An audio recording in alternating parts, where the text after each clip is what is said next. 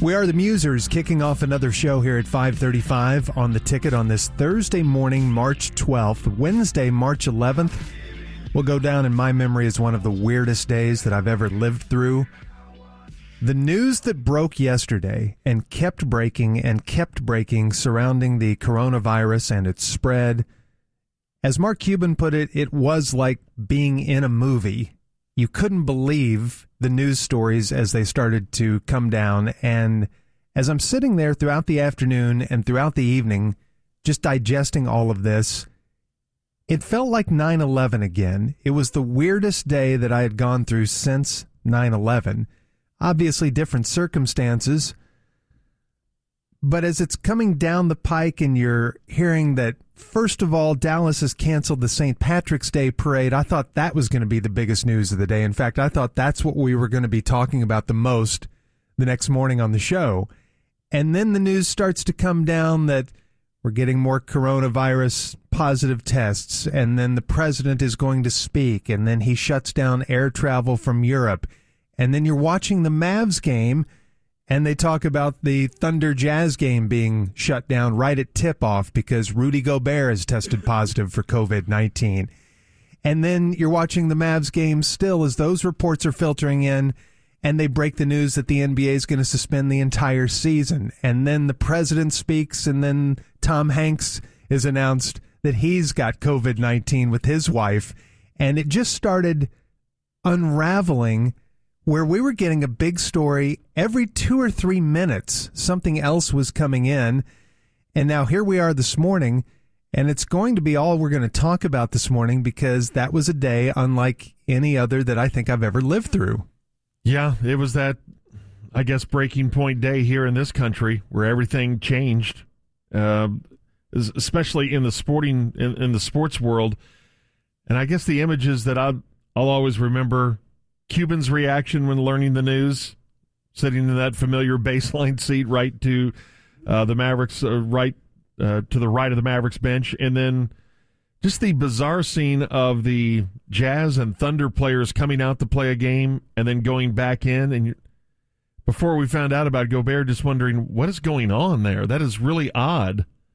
And then we find out later that a player has tested positive, and that's the exact same scenario we were talking about yesterday on the show, hypothetically.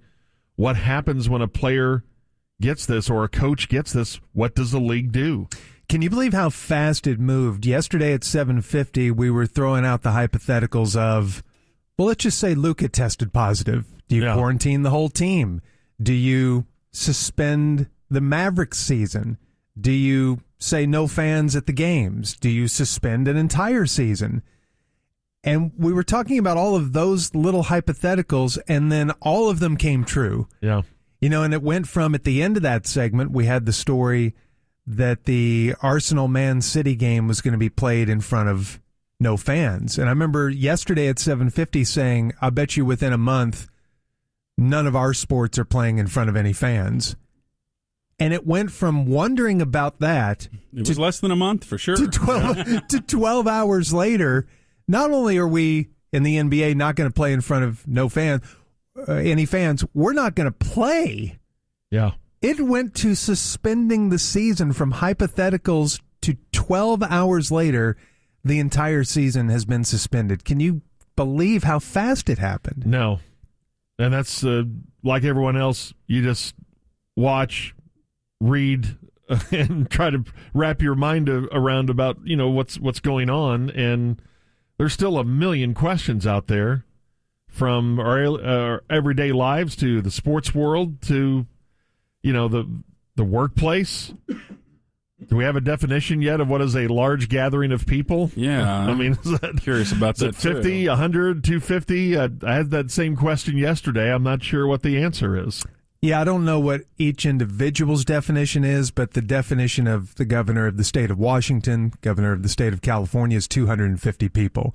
Those are the events that they've put a kibosh on, is that you cannot have anything 250 people or more, which basically means every sporting event, every concert, every performance, just about everything.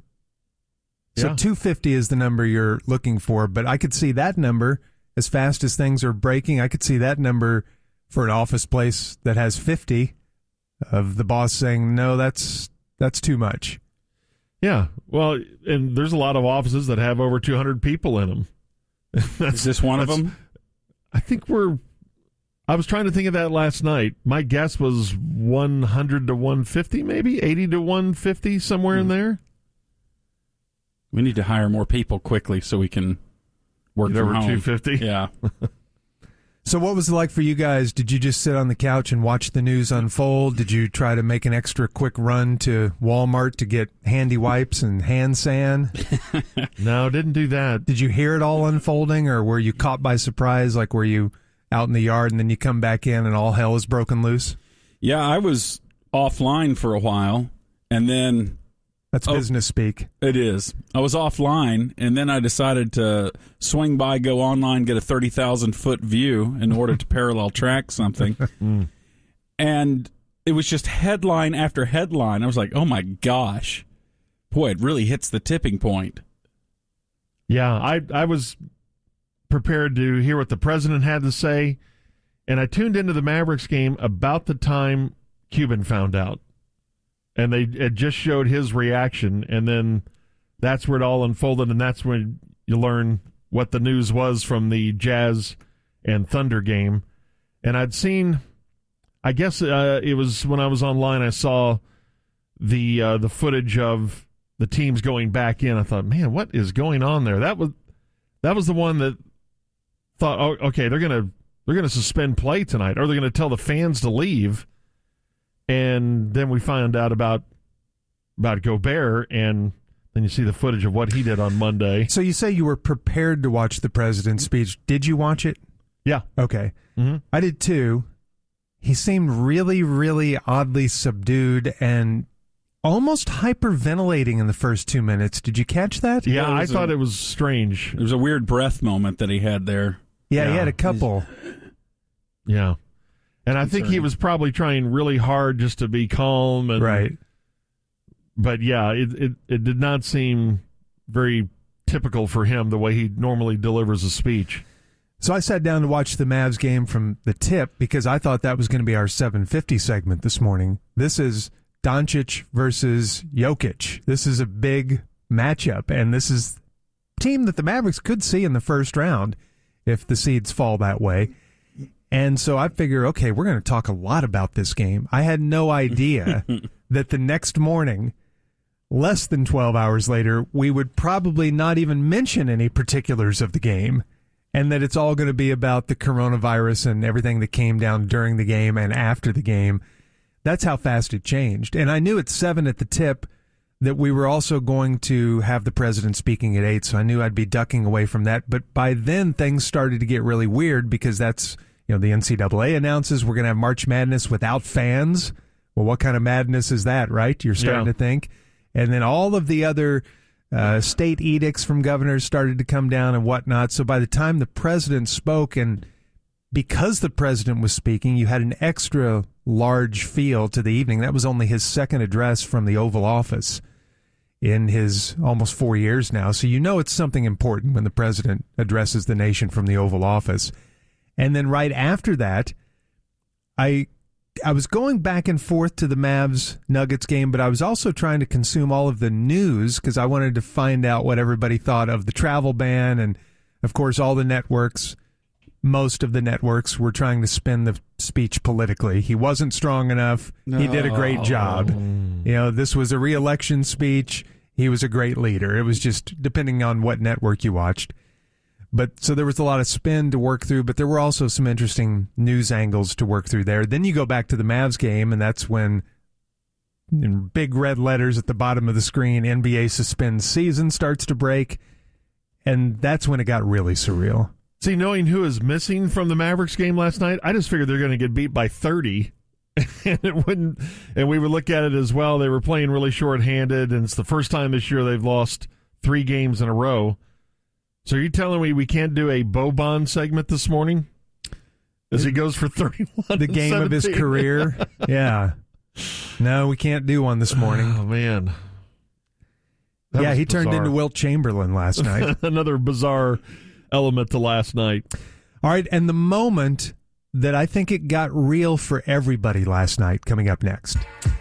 As we're watching the news unfold yesterday, okay, the president's speaking to America. That means it's big. Sporting events are being canceled. That means it's big. The NBA is suspending an entire season. That means it's big.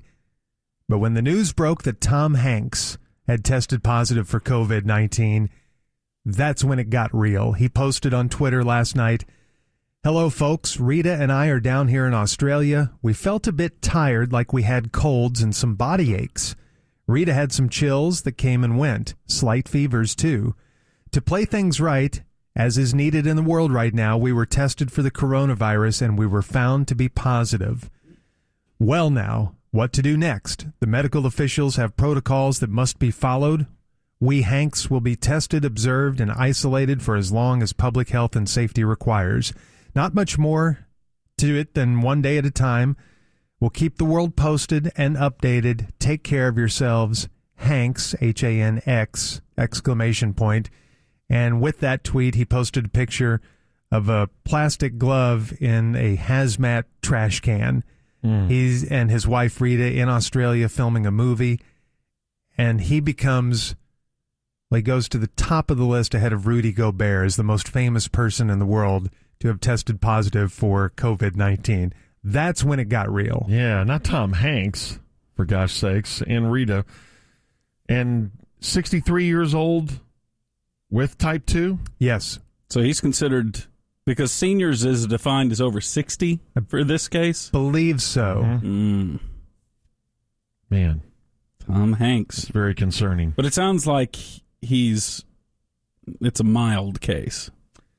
So I'm glad you brought that up, Gordo, because yesterday on this show we were debating what a mild case means. Did you guys ever get a definition of that? Because I did. No.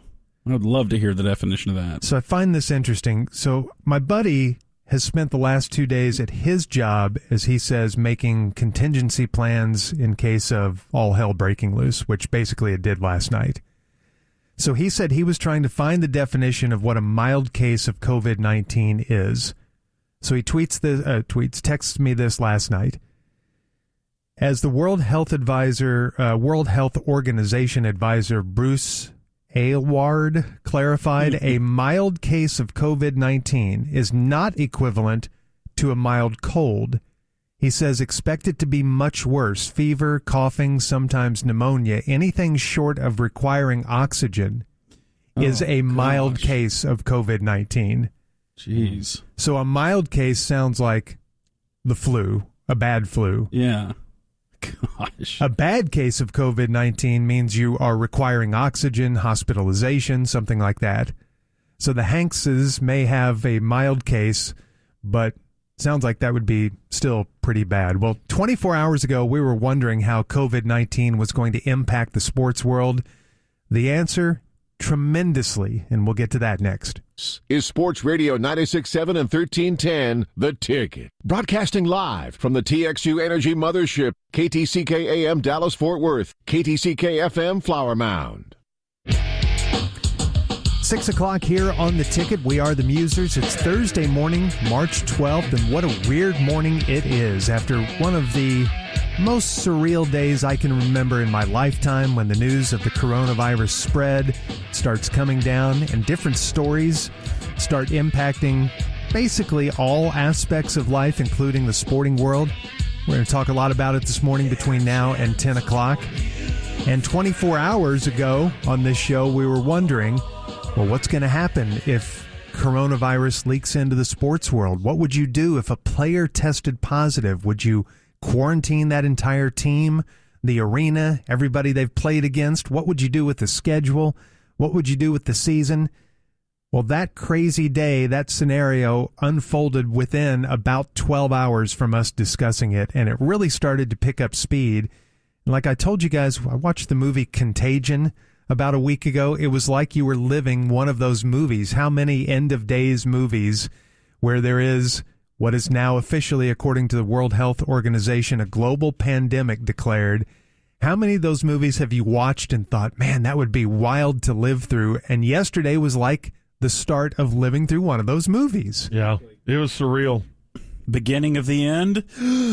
No, not yet. I don't think so. Not yet, but it is very serious, and that's the thing. These things grow exponentially because if just one of the people infected infects 2 people, 3 people, it starts growing so rapidly. And we're going to have, obviously, more details throughout the morning, but more people testing positive in Dallas County, some scares at schools, things like that. As of right now, 1,336 known cases in the United States. We added 35 new cases overnight, 38 deaths so far, 15 people totally recovered, but that shows you how early on we are. The 2 numbers that stood out to me yesterday, one doctor testifying or presenting before Congress said that he predicted 150 million Americans will be infected. Yeah. That is between a third and half of our country will get the virus. Not that many deaths, of course, but he predicts that that's how high it could go, 150 million Americans. And then a doctor that was on ABC last night, he said the goal is to slow it. He said we will not stop it. It is going to hit all of those people. But the goal has got to be for us to slow it. That's why he agreed with canceling all of these events and whatnot, because he says we have to keep the curve flat. Otherwise, if we don't slow it and it spikes immediately, our medical system is not going to be able to handle it. Yeah. The hospitals will be overflowed. We just don't have enough hospital wards, emergency rooms, doctors, nurses. We can't treat a ton of people if it spikes. So he says that's why everybody needs to stay at home, wash their hands, be very conservative when it comes to public gatherings and going to public spaces and shaking hands and things like that, because our medical system simply can't handle an overload. And then that would be just treating the coronavirus victims, not even including people who are getting heart attacks and strokes and we still got flu and everything else that you go to a hospital for. Yeah, surreal as last night was, I guess, and just trying to read the tea leaves here the last couple of weeks, I guess I was somewhat prepared for it. When you see what's happened in other countries like Italy and China, I guess it was one of my kids said, I don't know, maybe 3 or 4 days ago, we need to start preparing for part of our country looking like Italy. And I guess I've been trying to wrap my mind around that for a few days now. And yes, last night was really, really strange. But I just, I guess I've been fearing it somewhat. And sure enough, last night, some of these scenarios came up. We're going to talk a lot this morning about how it's going to impact our daily lives going forward and how long this might last. But as far as the sporting events and the way it kind of unfolded yesterday, we'll have a much more detailed timeline for you later this hour. But as you're watching the Mavs game last night, you're seeing on the crawl that the Ivy League has canceled all remaining spring sports, that the Big 12, Big 10, Pac-12, ACC, and SEC, the Big Five tournaments, have been closed to the general public beginning today.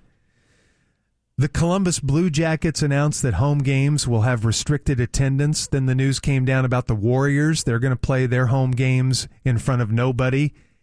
And then the NCAA and NIT announced that they will not have the general public at their big events, March Madness, of course. And then the big one, after the Oklahoma City-Utah game gets canceled at the tip, the NBA announces they will suspend the entire rest of the season. Everybody is expecting the NHL to follow suit today.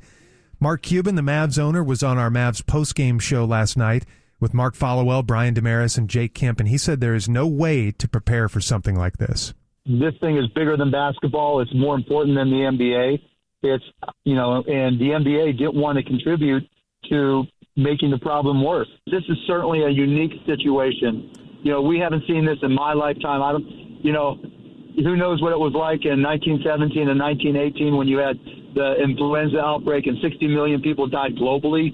This is not going to be what that is, but obviously that was something that changed the globe in a dramatic and tragic situation. But be cognizant of not just yourself, but other people and the circumstances they're in, because these are the times when we have to think of more than just ourselves. Can you tell us what, if anything, you know about protocol with the Mavs right now in terms of... I'll tell you exactly what I told the players. I said, look, this is bigger than us. This is not a lockout situation or an end-of-season situation. They have to stay in Dallas. This is something that is bigger than us, and we have to be very aware of the role we have and the impact we have. And we also have to protect ourselves and our family and the organization. And in doing so, we help protect the community. So we didn't, just say, hey, the season's suspended. We'll call you when it's time to come back. It was the exact opposite. And, we've talked about events and things that we can do internally just to keep guys busy. If that doctor that I heard yesterday is correct, and eventually 150 million Americans are going to get coronavirus, then that was the last Mavericks game that we're going to see for a long time. I don't know how they would reboot the season unless we get to May, let's say May, and we've got it under control and cases are dropping dramatically. At that point, do you just start the playoffs based on where the standings are right now? I think so. And have maybe an abbreviated version of the playoffs. You probably couldn't play all the 7-game series because then you're going to leak into August probably. Yeah. I don't know how they're going to do it. There, of course, are ways, and other leagues have done this when they've had a work stoppage, a strike, something like that, and they've had a shortened season or a condensed version of the playoffs. I think that that's still possible. But if it does get to the number 150 million, that's going to take a little while. And then it's going to take a little while after that for it to die down. There's got to be, and I'm sure Adam Silver and the governing board are talking about this today, there has to be a date where once we pass that, you can't salvage the season. Right. I would say that would be somewhere in June. And do you have to give them a few regular season games to get used to playing again instead of starting right back? I mean, maybe like 4 regular season games to end it and then go, or just get right back into it in the postseason. I don't know. Yeah, that's if you waited till June and then you played a couple weeks of regular season games, now you're mid-June, you're starting your playoffs when they normally end. That's going to it's going later. That's going to go right up to football season. I mean, I guess they could do that, but boy, that would be strange. And then it automatically maybe pushes back the start of next year. Mm-hmm. All right, we're going to try to answer these questions going forward. Will Major League Baseball suspend the start of its season? We already have the news that the Rangers opener in Seattle is going to be moved because Washington has been hard hit. What is baseball going to do? We expect hockey to suspend its season. What about the NCAA tournament? We'll get to that here in a little bit. Is March Madness going to be canceled? We got the news yesterday that they're going to play the games in front of no crowd, but are the schools going to say, wait a minute, we don't want our players traveling. We don't want them in airports. We don't want our staff having to go across the country. Will March Madness be canceled? All of this is a possibility. We'll address all of it this morning here on the program. Coming up next, Gordo's ODEC. Going to tell you what exactly does it mean that this is a pandemic now. Next. We're likely to have more seasons suspended than just the NBA. Coming up later this hour at 6:50, we'll talk about how to resolve those seasons, if that's even possible. But right now it's 6:19 on this strange Thursday morning. It's time for the ODEC with Gordo, brought to us by A1 Air. Thanks, Craig.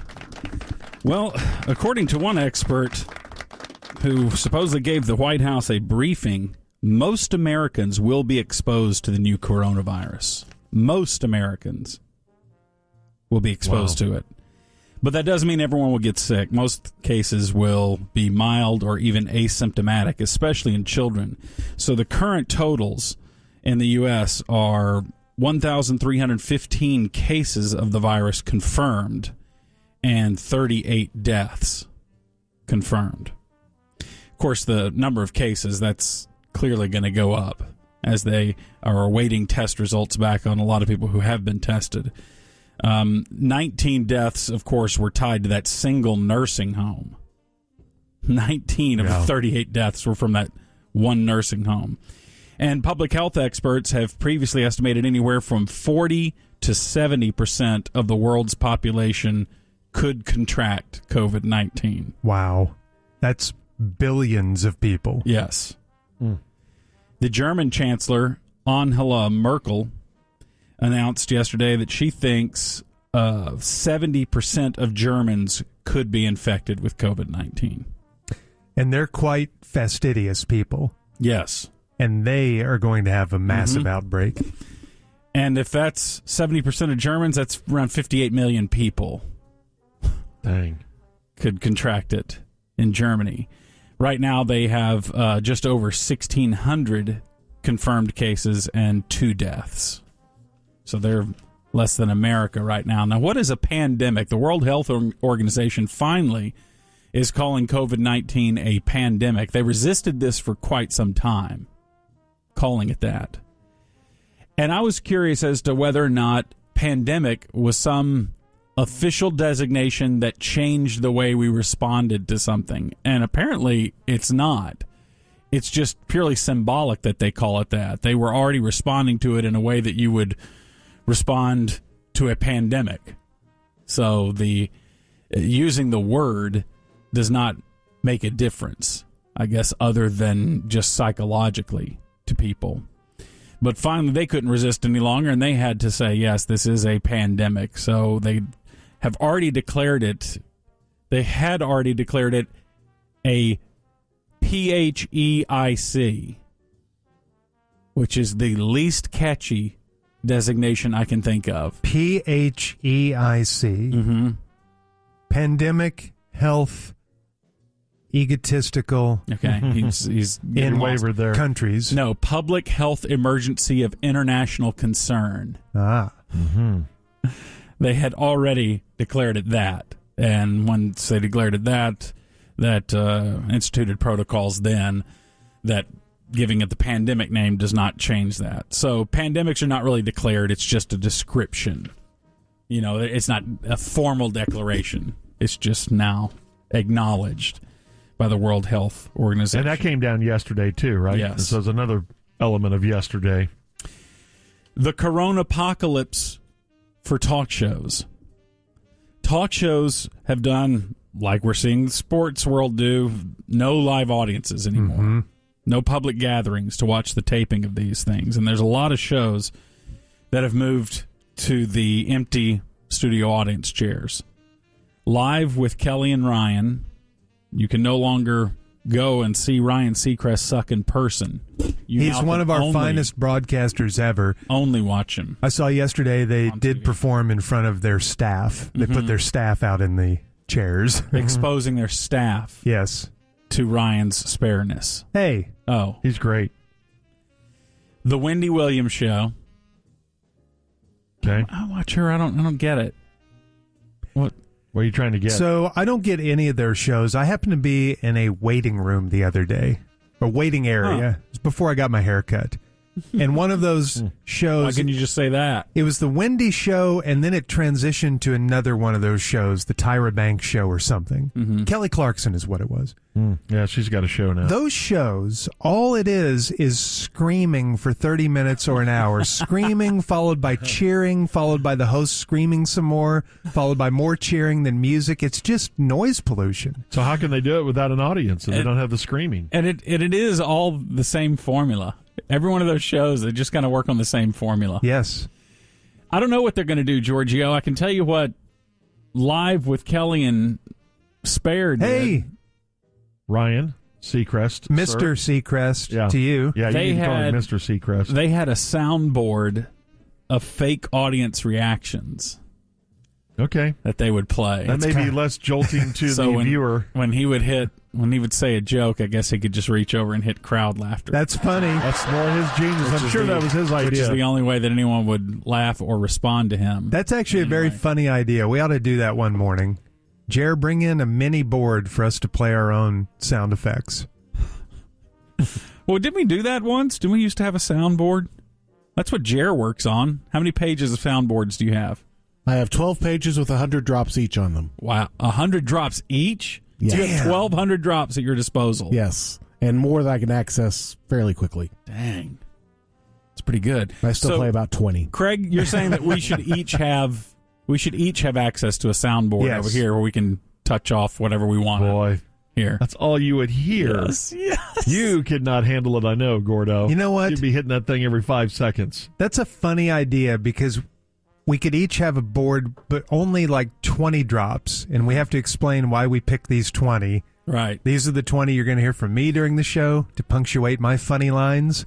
These are the 20 that Gordo's going to use to try to dress up ones that he issues that didn't work that well. What? No. All of mine work. Didn't sound the same. Incredibly well. So in addition to Live with Kelly and Ryan, the Wendy Williams show, as I mentioned, The View has gone studio audience-less. How's that going to work? Because they're always pling to the audience. You're right. Oh, yeah. That's all that thing is playing to They'll the audience. still scream at each other to make a lot of noise. They all scream at Meghan McCain. She's always getting yelled at on that show. Good Morning America. Did they even have a studio audience on Good Morning America? Mm-hmm. They do? Yeah. Gosh, man, I'm way out of date on that. I don't think so. That's a always doing news this show, so I never watch it. I've no seen audience there. No. Yeah, there is. I've seen it before where they've Good Morning America? Oh, when they do their guest segments. Yeah, there's an audience inside, and then... Yeah, not for the news ones. I want to hear the rest of that sentence. Well, they also have those people that gather outside the studio, too. When they're doing live performances outside? Yeah, like you're talking about NBC. just people on the sidewalk? Yeah, they have those, but there's also people inside, too. Yeah, Good Morning America, when they do their celebrity interviews and stuff like that, they do have a limited audience in there. So I've seen the audience outside on the street at the Today Show. Right.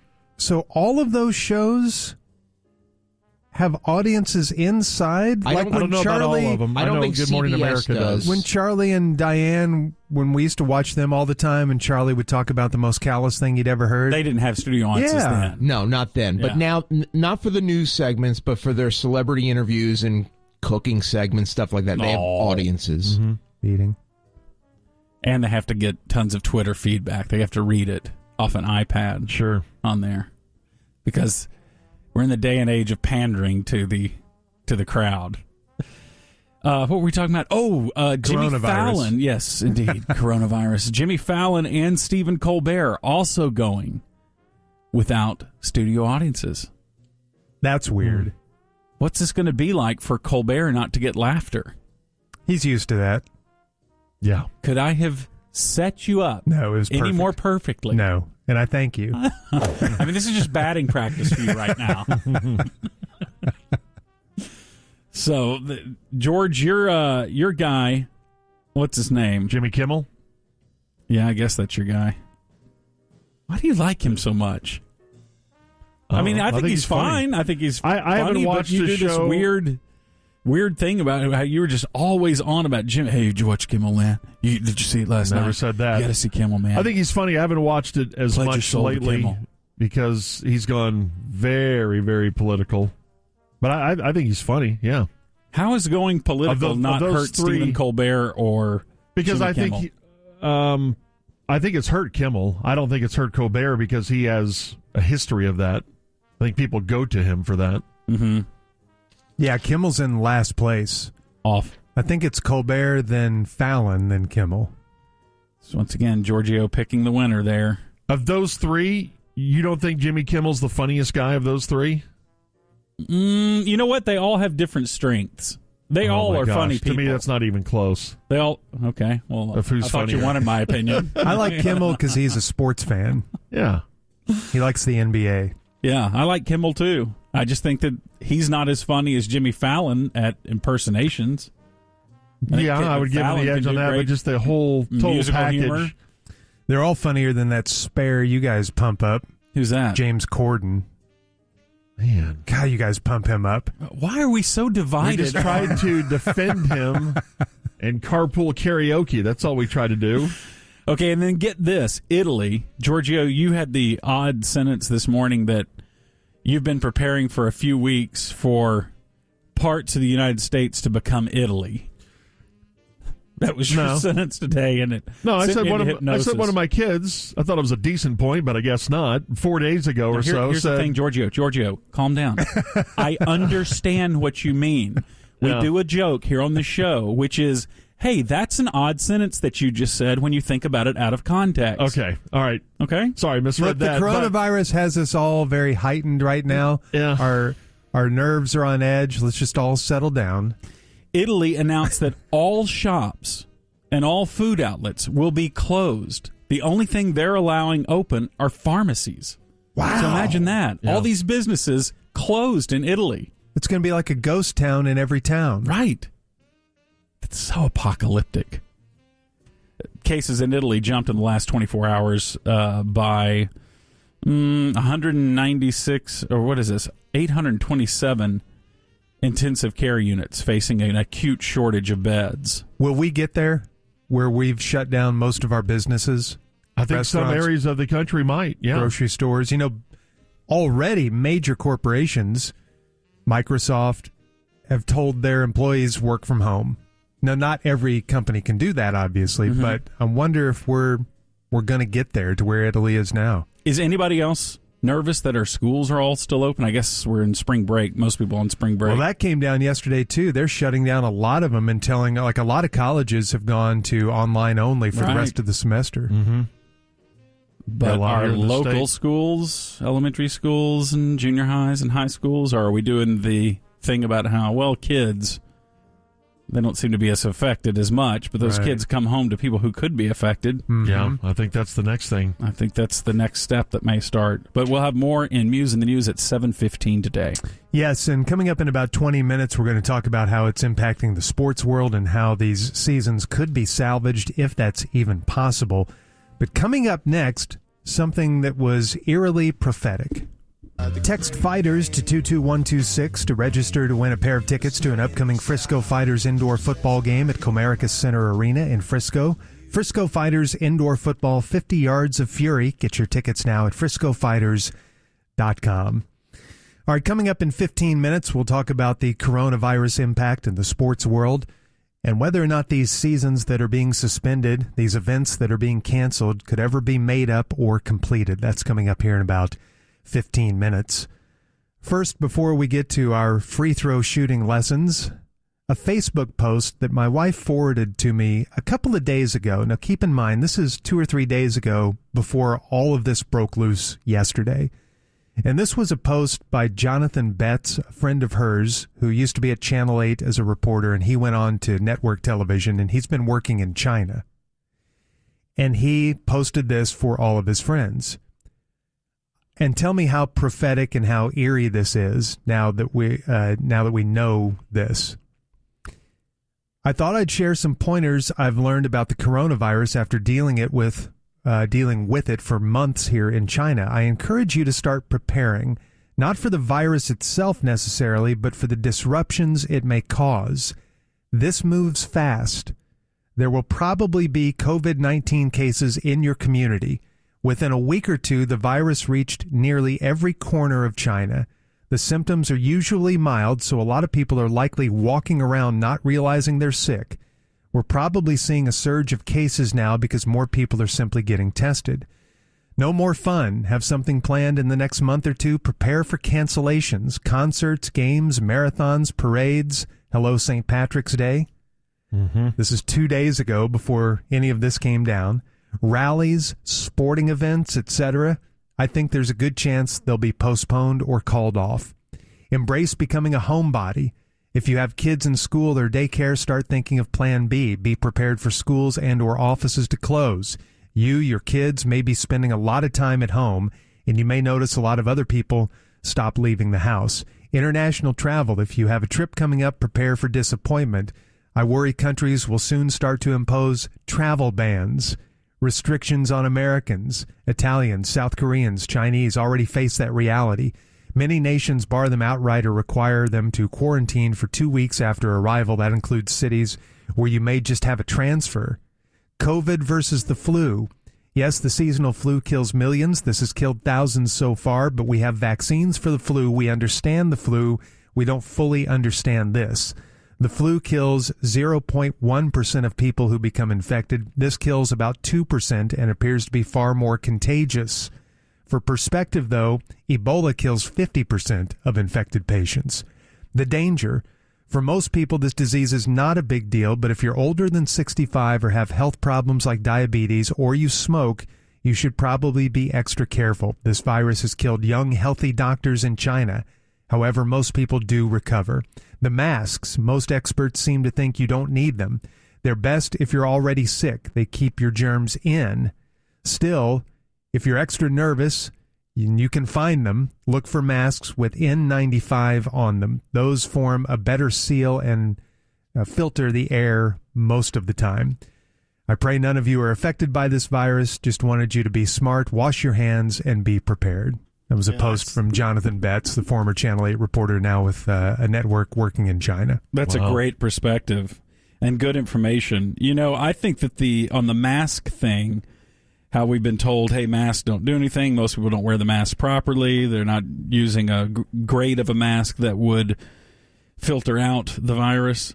I think that a way the mask helps people is it keeps you from touching your mouth. Yes. I think that alone actually can be an improvement in people's hygiene. Mm-hmm. I think they may have greater use in a hospital, though. Don't you think? Yeah, I'm talking about even like dust mask, things that clearly would not prevent the virus from going through it. Right. But it keeps you from touching your mouth. Mm-hmm. Isn't it amazing, as he said, how fast this travels? Yeah. And this is 3 or 4 days ago that he posted this, and every single thing that he pointed to, from St. Patrick's Day parade to sporting events, it's all happened, and it all happened that quickly. Just a couple of days. All right, we'll get to those sporting events here momentarily. Yesterday, we were out at the Conference USA basketball tournament, and George gave Gordon a free throw lesson. Since George is the free throw shooting guru and Gordo was a willing pupil, and this is brought to us by Metter Dodge, Chrysler Jeep Ram, and TexasLending.com. If he can make Gordo a free throw shooter, he is the greatest coach ever. Okay, here we go. You want me to shoot? Yeah. Okay.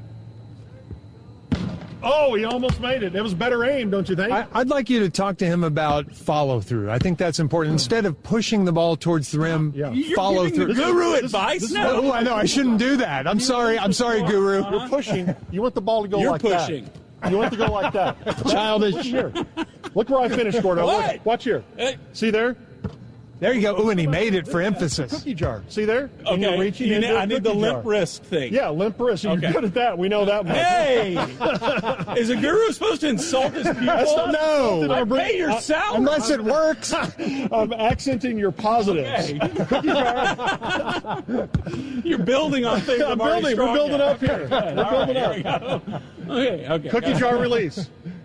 Stop saying cookie jar release. That was a very dainty dip into the cookie jar. Release it. Cookie jar it.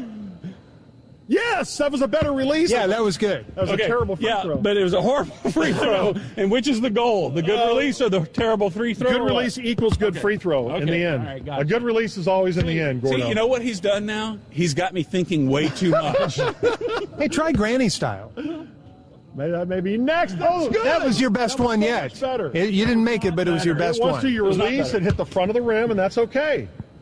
That's it. No, it's too hard. Did you hear that? That sounded like Sandy Lyle and Along Came Polly. It hit the backboard so hard. All right, here we go. Cookie jar it. All right, cookie jar. I don't even know what you mean by cookie jar. Release it. Release the ball. Okay. Release the ball. That's the same as cookie jar. That's weird. That's by the way, that was better. Release the ball is the most basic of shooting tips. At some point, you're going to have to release the ball. I was releasing the ball. Oh, no, you were just pushing it. You got to. Okay. Better. Oh, it's just too hard. Raindrops. Here we go. Iceman. Come on, we got to make one. You got to make one. I don't want to make one. Well, Childish. That's obvious. Okay, there's some students I just can't teach. That was nothing but net. Is that good? No, because it was below the rim. Oh, sorry. All right, one more. Come on, you can do this. Okay, let me calm down. I need to find my inner peace. Okay? Who's your favorite basketball player ever? Name one of them. Dr. J. That sounds good. Okay, pretend you're Dr. J. Pretend I'm Dr. J. Oh, that almost did it. Front rim almost in. Yo, Almost banked it in. Hey, Mr. Irving, can I have your autograph? Ooh, Yeah, see there? hold on just a second, Imagery, man. total imagery there. Stop with the imagery. Oh, the Dr. J thing's helping. You need to remember that Now for your then, I'm going to students. ignore your advice. I'm going to do what you want. what I feel is Do what within you me. want. Okay. Whatever that means. What a contentious relationship this is between student and Yeah, teacher. we've already had a falling out. It's like this is worse than Tiger and Hank Haney now. Here we go. The great Gordo. Oh. See, you forgot your teachings. No. Remember what I didn't taught ignore you. him enough. Remember what I taught you, Luke. Oh. How about this? Try the force. Have you tried to channel the force? The problem is I'm lined up too straight. Okay. He's way off center now, way to the left. Way to the left side of the line. Oh, that almost worked. Not bad. He does seem to. I think he is getting better. Now he's Nick Van Exeling.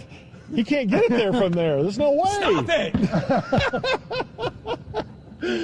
One more. Oh, that was close. See, this is harder than you thought, isn't it, Gordo? No, it's actually easier than I thought. I've never shot a basketball before. You haven't had one making. There he goes. He made it. It goes. I did it that way by dedicating this to all the people right now who are suffering in the world. Mm-hmm. So I thought about them. That's very sweet. And that really made a difference. Look how out of breath he is. Are you going to pay him for his services? I almost just said the F word and then said no. Oh, well, I'm glad he didn't say the F word. There we go. Shooting free throws yesterday with the great Gordo. 6:47 on the ticket. So what's ahead for other professional sports leagues after the big announcement made by the NBA last night? We'll talk about that next. We got the Morning Musers on a Thursday morning, a very strange one here on the ticket. And some local cancellations yesterday because of the coronavirus. Gordo will have details on that coming up at 7:15. Bizarre scene last night around the NBA as the league announced that it is suspending operations. Here locally, the Mavericks in their game with the Nuggets. Mark Cuban's reaction was interesting. He was shocked, as you could see him rocking back and forth in his chair. He later did a really insightful interview, I thought, with ESPN. Tom Rinaldi was talking to him. And as I tweeted out last night, as he's really, in some ways, emotional, talking about his family, the surrounding Dallas-Fort Worth area, does inflatable Mavs man really need to walk by and run into Tom Rinaldi and headbutt somebody? Or is that just the idiocracy world that we live in? No, but maybe inflatable Mavs man hadn't heard the news. Okay, it's possible. I'll give him that. I'll give him that. Yeah. It was a really weird day. Coming up in about 30 minutes, we're going to go through the timeline of how everything unfolded in a crazy 24-hour period just in the world of sports. And it's leading to a lot of questions. So the NBA suspends its season. We'll talk about that in depth coming up at 7:50 and more of Mark Cuban's reactions. But then the NHL is probably going to follow suit today. A couple of the teams came down yesterday and said that they were going to play in front of no fans, just like the Warriors did a couple of hours before the NBA announced that they were going to suspend their season. So we are expecting that, let's just say this week, it's very likely the NBA and NHL will suspend their seasons. It's very likely, I think, that Major League Baseball is going to suspend the start of its season. It's a little different. Some people have tried to point out the difference between an outdoor sport and an indoor sport. Mm-hmm. And you could, I guess, go ahead and play the baseball games outdoor. You've got more space. It's not a closed-in environment. You could play those games without fans, but you are still asking the teams to travel. Now, they travel differently. They travel charter plane, and they don't have to go through the airports and security, so it is a little safer. But you're still asking everybody to travel. And, for example, the Rangers opener in Seattle, that's not going to happen. It may happen at a neutral site. I guess it could happen in Arlington, although I'm not sure that stadium's going to be quite ready for it yet. I don't know what's going to happen. My guess is the start of the season will also be suspended because there are just so many moving parts to all of these teams traveling to all of these places that in a couple of weeks when it is time for the season to officially start, who knows how widespread the virus is going to be at that point. So I think the three, MLS also, I think all of these major sports, I don't know if it's going to leak into the NFL season. We'll get there at some point, though. I think they're all going to be suspended. The news that came down yesterday that the NCAA tournament, NIT tournament games would be played in front of no crowds, I think there's a chance they're going to be suspended as well. Because there you're not talking about professional athletes, you're talking about college students. Yeah. And I can see where the schools or the parents or the kids themselves or the coaches are going to say, wait a minute, we're not traveling to this state for a tournament game. We're not going through the airports. We're not. I can see that being suspended as well. March Madness could be suspended very easily. You have all these regional sites. You have 8 teams there. if everybody has, what do you guess? Even if you're not taking your cheerleaders and your band, you're going to have 30 to 40 people, right? Yep. Well, that's still, over 500 people at a site. And I would think that some of those administrators, parents would step in and say, we don't want to do this. Well, and you know what's going to happen? It's going to happen just like it happened in the NBA last night. All it's going to take is for one college basketball player to test positive for COVID-19. And then that team is going to shut it down, right? Yeah. If you're going to play that team in the first round of the NCAA tournament or a conference tournament, as fast as this thing is moving, we'll probably hear today that some college basketball player has tested positive. Well, that team's not going to want to travel. No team's going to want to play that team. It's going to be just like in the NBA, which is the right thing to do. You don't say, okay, no Thunder games anymore, but everybody else can keep playing. You can't do that. You have to shut it down immediately. I think that's why the Board of Governors and Adam Silver made the right call last night. And the NHL is going to do the same thing. I don't think we're going to see March Madness. Alan Shipnuck, we've had him on before from golf.com. He says, after seeing a deserted SFO, San Francisco Airport, on Monday, I've been telling folks I think this will be the last tournament I cover this year. They're going to postpone and cancel all the rest of the PGA events. The NCAA's decision makes this much more likely. He says, I guess golf could be played with no fans, but it would be weird. He points out the grandstand in Amen Corner probably holds 5,000 people packed together and sweaty and sneezing from all the pollen. There's a good chance the Masters is not going to happen. We've already seen the fifth biggest tournament in the world in tennis, Indian Wells, canceled. Mark Stein tweets the ATP, which governs men's tennis, is in advanced discussions and suspending its tour events for 6 weeks. And then this from Formula One. The coronavirus is spreading at the Australian Grand Prix. World champion Lewis Hamilton says he's shocked that the race is still on. Up to 8 team members have now been tested for the coronavirus and placed into self-isolation. Whoa. And Hamilton said, I'm really, really surprised we're here. This is shocking that we're all sitting in this room. There are so many fans here today, and it seems like the rest of the world is reacting, probably a little bit late. But we've already seen this morning where Donald Trump has shut down the borders with Europe to the States. You're seeing the NBA shut down, yet Formula One continues to go on. I guess cash is king. But most of these pro and amateur sports are going to get to the point where the cash doesn't matter. They're going to have to shut it down. And just to revisit how it's changed in 24 hours, revisiting what the Ivy League did now seems way ahead of it, doesn't it? Oh, yeah. And we said that yesterday. Hey, let's see what this looks like in a couple of days, because they were taking criticism. They're overreacting. And maybe they were very intelligent by just looking next step and thinking, let's go ahead and cancel this. This is not going to get better in just a couple of days or a couple of weeks. And how do you resolve any of this? Well, if an event like the Masters gets canceled, that's it. There's just no Masters for 2020.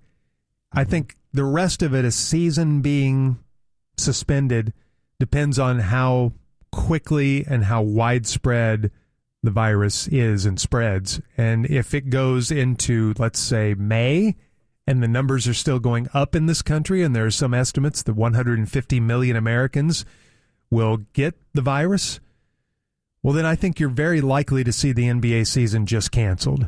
And it'll be like, what was it, the 94 baseball season where we just didn't have a World Series and we didn't crown a champion? And I think that's just going to be what it looks like in the record books. Yeah. I think if you can get it under control within 2 months, and I think that's highly unlikely, but I think if you can get it under control within 2 months, you could see the NBA and NHL resume the seasons, maybe immediately picking up with some kind of abbreviated playoff run. I think there's a really good chance we won't crown a champion in college basketball, any of the other college spring sports. I think there's a really good chance there's just not going to be a champion for 2020, and because I don't think we're going to get it under control or shut down within the next 2 months. I think we're talking about going into the summer. No, I think you're right, and it'll all go back to last night when it all became a reality that everything is about to change in this country. All right, it's 7:07 on the ticket. Up next, it's Gordo and Muse in the News. Well, things are changing locally. Your latest COVID-19 update that hits close to home. Next. What a crazy day it was yesterday. Coming up in 20 minutes, we'll go through the timeline of how everything unfolded, in particular in the sports world, how we went from 0 to 60 in a heartbeat. But right now, on this weird Thursday morning, let's Muse in the News with Gordo, brought to us by D&M Leasing and All Pro Foundation Repair. Well, an Irving resident who recently traveled out of state to a large recreational event is being treated in a Dallas area hospital for COVID-19. This is the third presumptive positive corona case in Dallas right now. The individual's in his 50s. He is not related to the two presumptive positive cases that were announced yesterday. Those were cases that included a 77-year-old man that was from out of state, and he was here at the time, and he had close local contact with another man in his 50s, and that guy also tested positive for coronavirus, COVID-19. So that's 3 in Dallas County. And then you've had several others. You've had in Collin County, you had the man who had traveled to Silicon Valley for a conference.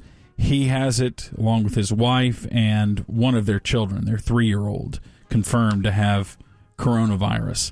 Tarrant County has had its first presumptive positive case of COVID-19. This patient, identified as the rector of Trinity Episcopal Church there in Fort Worth. He had recently traveled to Kentucky for a conference, and it's believed that he contracted it there. And so we've got 3 Collin County, 3 Dallas County, 1 in Tarrant County. Denton County so far has 0 presumptive positive cases that are on record, or at least that they've talked about publicly. I've heard several stories of people getting it and several cases coming out of some sort of convention somewhere in the country. So we just stop having those too, I guess, even if it's a conference of 50 people or yeah, that's what it's looking like. I mean, people. Heck, they're canceling large gatherings left and right with the sports cancellations that we've had, sports contest cancellations of at least the attendees, what would you call it, audience members. You don't really call them audience members at a sporting event, do you? Fans? Yeah, fans. I know, but it's weird we don't call it an audience. No, I was we don't. in the audience when the Cowboys played so-and-so. You're an audience for a movie or a play or a ballet or an opera. Right. But you're not at a sporting event, you're not in an audience. No. That's weird. You're fans, or you're in the crowd, or you're in the gallery. Right. According to the CDC, the spread of the virus happening mainly between people who are in close contact of each other within 6 feet. That's the area of concern. That's the cone of concern. And you can get it one of 2 ways. The droplets in the air, which is when someone sneezes within 6 feet of you or coughs within 3 to 6 feet of you. Or they sneeze, droplets land on a table or a doorknob or something like that, and then you touch it and then touch your mouth. Mm-hmm. You're a lot less likely to get it that way. They think the main way that it is transmitted is through the droplets in the air. When someone sneezes or coughs near you and you walk through their cloud of hell, that's how you get it. Guess what they say is actually helping North Texas in our preparation for COVID-19? The warm weather. Heat? No. No. The fact that we dealt with Ebola. That is correct, Junior Miller. Because we dealt with Ebola, which was, think about how unusual that was. That was at a time when Ebola was really only in other countries. Yeah.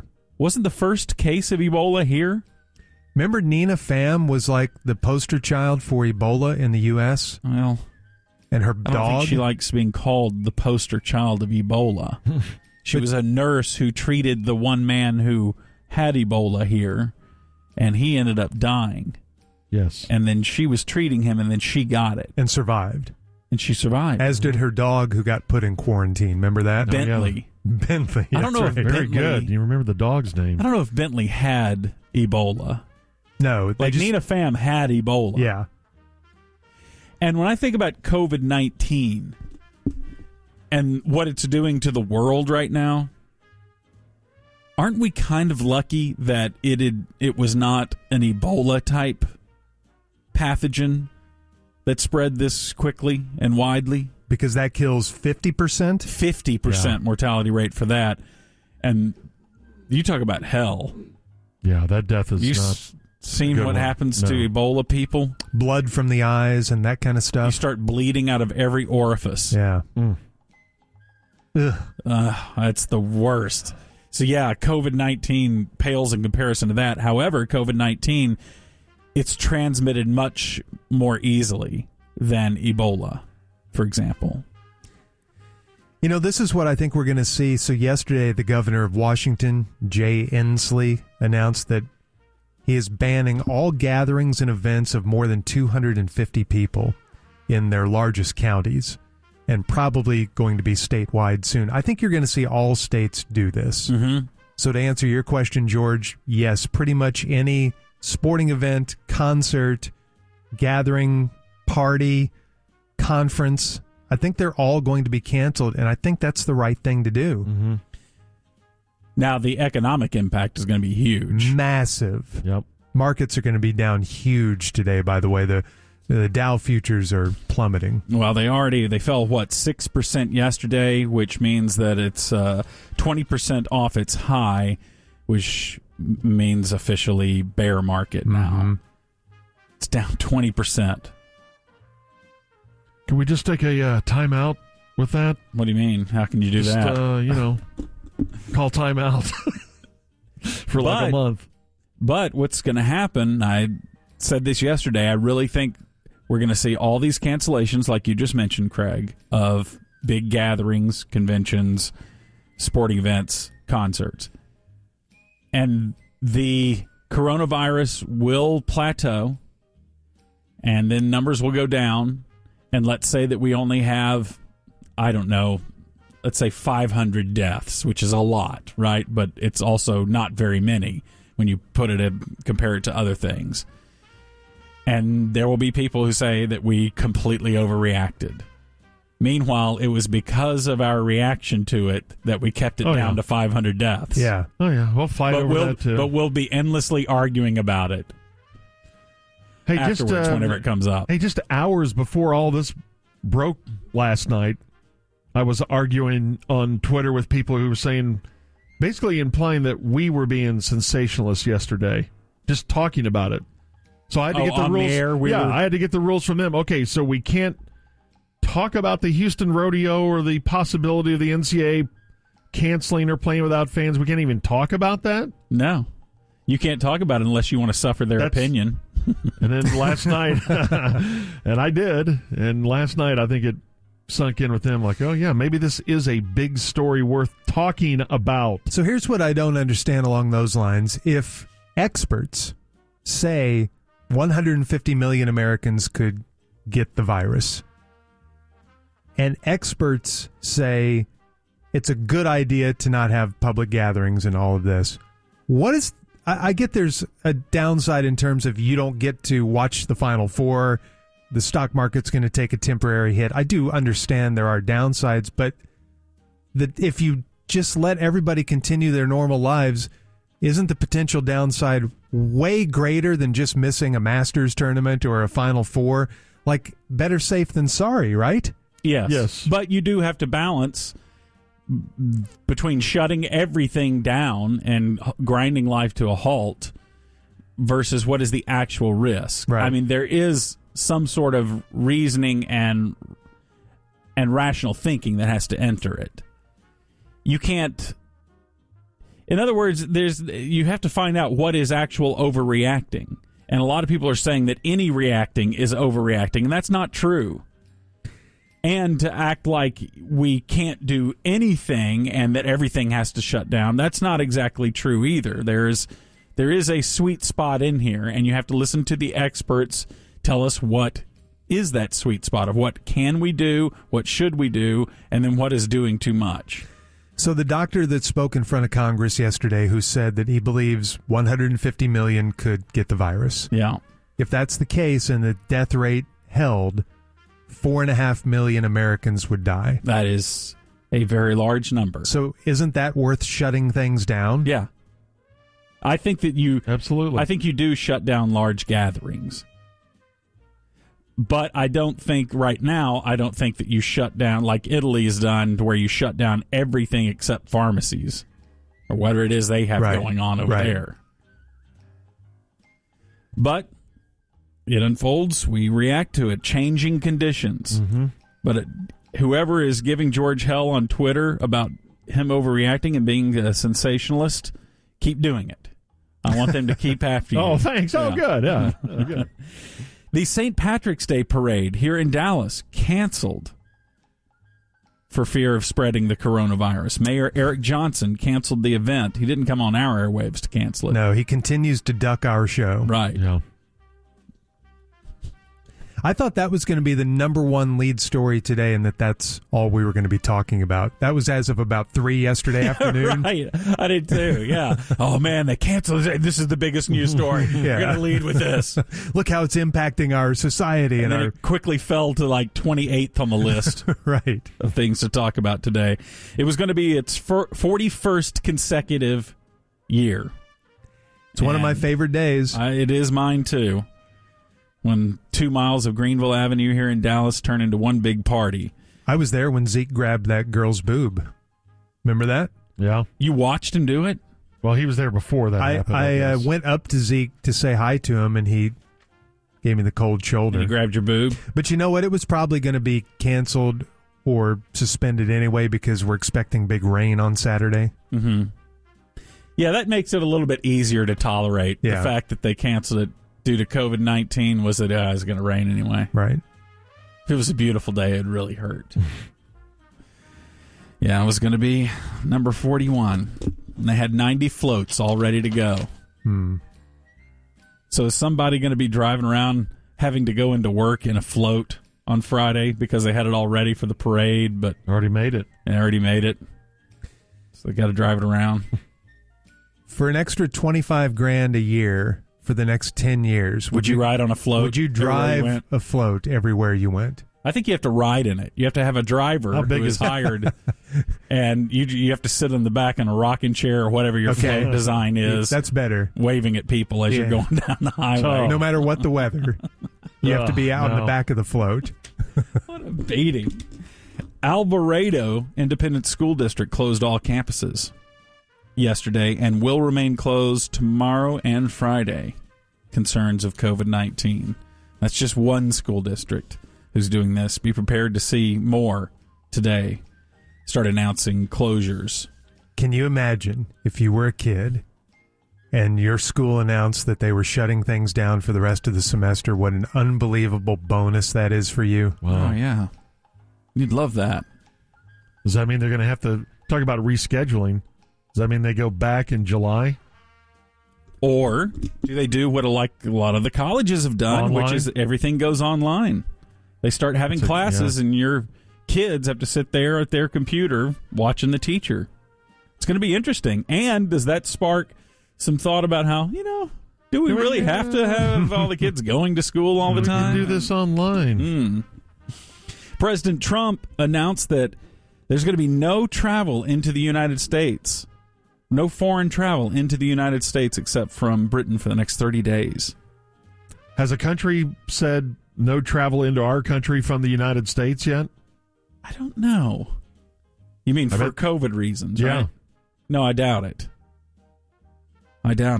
But if let me understand. I don't know this story very well. I'm just going to, you could say that about any news story that I give, but this one in particular. So if you're an American who's in France right now, can you get back home? You've got... are you grandfathered in, or is it just... midnight Friday, or if you pass a test, right? Written test? I think that's right. No, a COVID-19 test. By the way, you know what I want? One of those thermometers that you just hold to your forehead. You can go to CVS and buy one. Oh, I can get one of those? Yeah. I thought that was professional grade equipment that I couldn't get. No, I've got like 3 of them. That's great. Except I use them rectally. because they're nice and big. Jeez. Anyway, If we could get this is back a very to- serious. Get back to the COVID. The incubation period of the virus, 2 to 14 days. Average time, 5 days between when you're exposed to the virus and you actually contract it and when you show symptoms. Do you want to know what the symptoms are? Sure. Fever and tiredness, cough, Yes and yes. cough, Yes, breathing difficulties, Yep. muscle pain. Yep. Okay. Any of So, those. see you later. You don't have those. Actually, I kind of do. Oh, Which no. ones? Well, All those? I'm trying to think of which one I don't have. You know, and you're high risk because you're loaded up with pre-existing conditions. Hey, dude, that is not Loaded true. up. Loaded up. Gosh, not loaded up with pre-existing conditions. Yeah, mild symptoms are body ache, maybe some fever, and a cough. Yeah, I don't think I have I haven't fever. heard you coughing. Really? No. I coughed like 12 times this morning. don't Once think so. into the mic, and I didn't realize it was Oh, on. you haven't. All right, birthdays? Birthdays today. By the way, Lee Boyd Malvo got married. All right. Is that the let's do Beltway birthdays. sniper? Yeah. He got in prison? If I was going to do two news stories today, did you think it would be COVID-19 and Lee Boyd Malvo getting No. married? The second one after COVID. You could have given me 1 million guesses, and I would not have gotten Not married. the second one. Married in prison. I would have guessed the second one was Harvey Weinstein's prison sentence. No. And guess what happened when the judge handed that down? Harvey, I got chest pains again. Yeah, he got chest pains, got 23 years in prison, but that wasn't the second story. It was Lee Boyd Malvo getting married in prison. Yeah. Barbara Feldon is 87 years of age. You liked her, George. 99? Mm-hmm. You bet. Once almost had me killed. Liza Minnelli, 74. She's the second Lucille from Arrested Development. Oh, that's right. James Taylor, 72. Greatness. Doesn't he do something for the Rangers? He and Eric Nadel are doppelgangers. Steve Harris, who is the bassist for Iron Maiden, is 64. Marlon Jackson of the Jackson 5 is 63. Courtney B. Vance, 60. One of the worst guests we've ever had. Yeah. That And was it was real heartbreaking to us because we loved him so much. It's Johnny I Cochran. know, he's really good at that. Daryl Strawberry is 58. He made it to Man. 58. He outlived Whitney and Bobby Christina. I loved him. You always bring up Whitney. Well, I can't believe Bobby Brown's still alive. That he's the surviving member of that family. Even Bobby Christina's brother/husband died recently. And Bobby's made every one of the funerals. He's at every one of them. Johnny Rutherford turns 82. Greatness. You're up to date. All right, thanks. That's Muse. 7:34 on the ticket. Coming up in just 3 minutes, let's go through the unbelievable timeline that unfolded yesterday. Go to the ticket.com contest page for your chance to win a 4-pack of tickets to the Good Guys 10th LMC Truck Spring Lone Star Nationals. Good Guys kicks off the 2020 season in Texas March 13th. That is tomorrow through the 15th at the Texas Motor Speedway. Get tickets and info at good-guys.com. We're going to get into the NBA suspending the season, Mark Cuban's reaction, what he said on our post-game show here on the ticket last night, coming up in about 12 minutes. This is my biggest question about coronavirus. If you get it and you survive it, are you then immune? Great question. Haven't heard. Do you build antibodies? According to experts this morning, as of this morning, it is too soon to tell. They say the virus has only been around since the end of December, but from experience with other viruses and coronaviruses, you should have antibodies, hey guys, to the virus, which will protect you. With SARS or other coronaviruses, we tended not to see reinfection.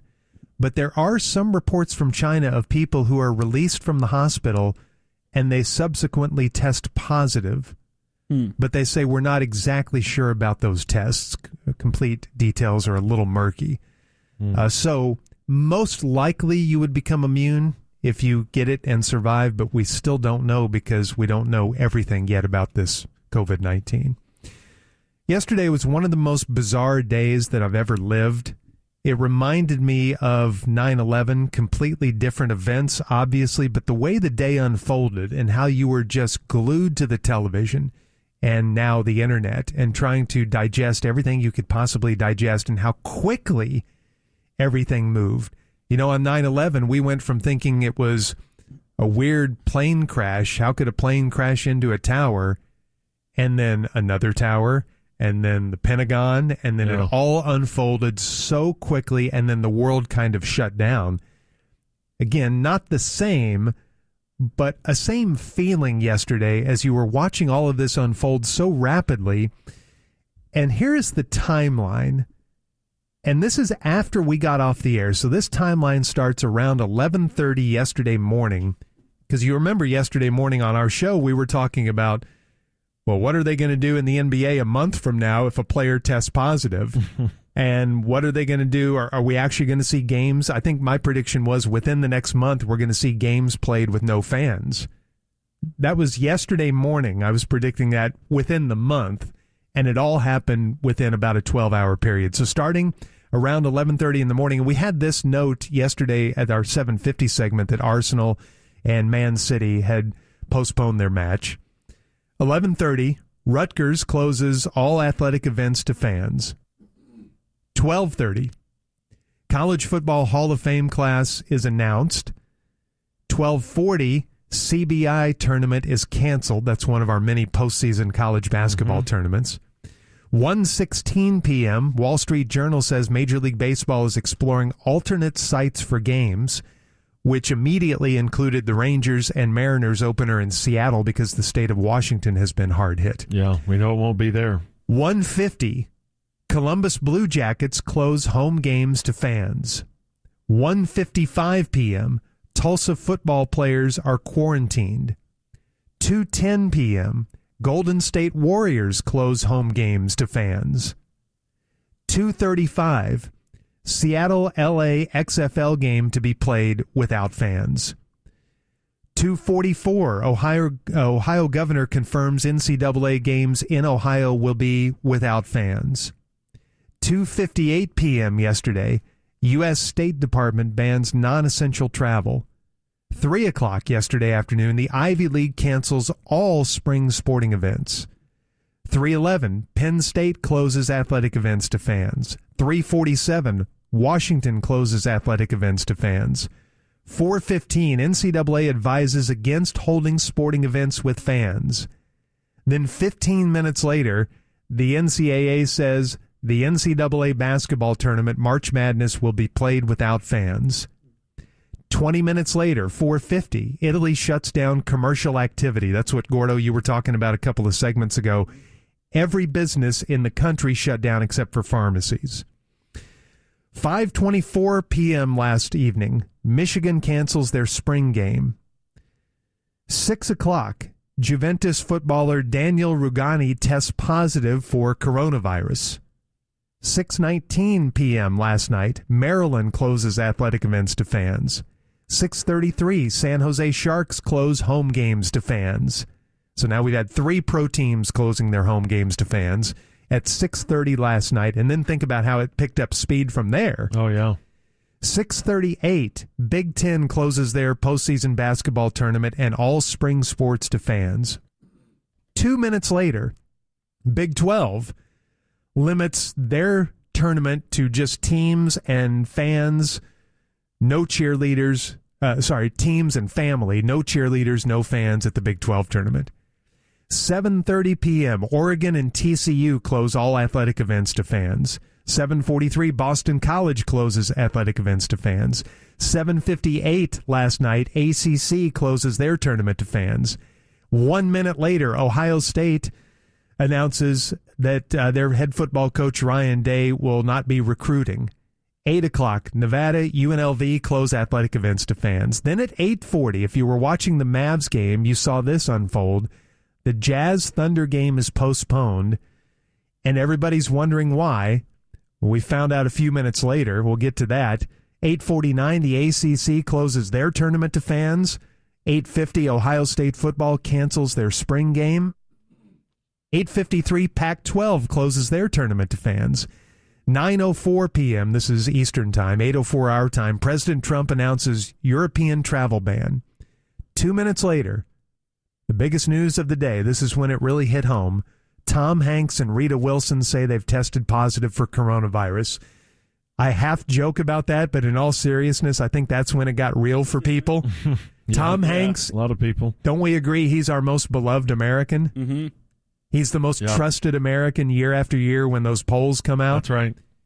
What did you guys think when Tom Hanks tested positive? Yeah, just like you mentioned and laid out there, it just all snowballed there, and either depends on how long you're watching, 3 or 4 hours or 15 or 20 minutes. It just seemed like there was another headline that was just bizarre. I thought I was set to be the world's #1 typewriter collector if Tom Hanks succumbed to coronavirus.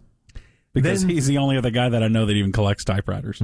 Then just a couple of minutes later, we found out why that Thunder Jazz game was canceled, because Rudy Gobert, the Stifle Tower, reportedly tested positive for coronavirus. And then that video started to circulate of Rudy Gobert at a press conference, and someone's asking about coronavirus and all of that. And then as he gets up and leaves, as a joke, he takes his hands and he touches all the microphones that were on the table in front of him. Funny, doing bits. Little did he know he was spreading coronavirus when he did that. Yeah. Then just a couple of minutes after we find out that Rudy Gobert tests positive, the NBA suspends their season. Then right after that, Conference USA closes their basketball tournament to fans. We were out there yesterday. Then Texas closes their athletic events, all spring events, to fans. Then the Pelicans-Kings game is postponed. When the NBA suspended their season about 30 minutes before that, they announced that this evening's games would continue to be played. But then 30 minutes later, they said, forget the Pelicans-Kings game. Anything that's already tipped off, we'll go ahead and finish, like the Mavs-Nuggets game.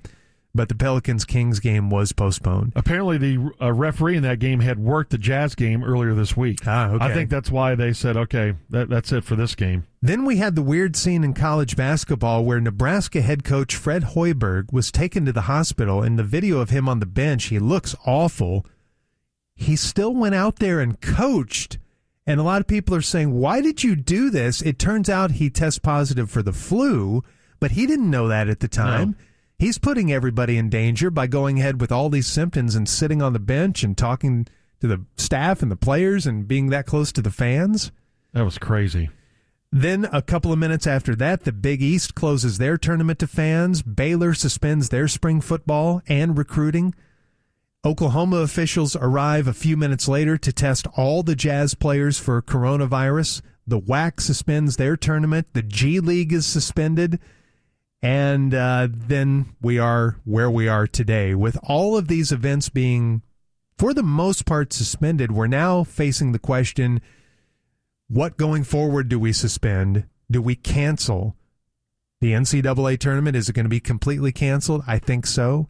Events like the Masters, all of these other tournaments and races and events that are coming up, the Boston Marathon's a month away. They're talking about canceling that. I believe we're going to get to the point where all of our big sporting events and gatherings for the next 2 or 3 months just aren't going to happen, which is going to leave us with a lot of seasons that I don't think are going to be completed.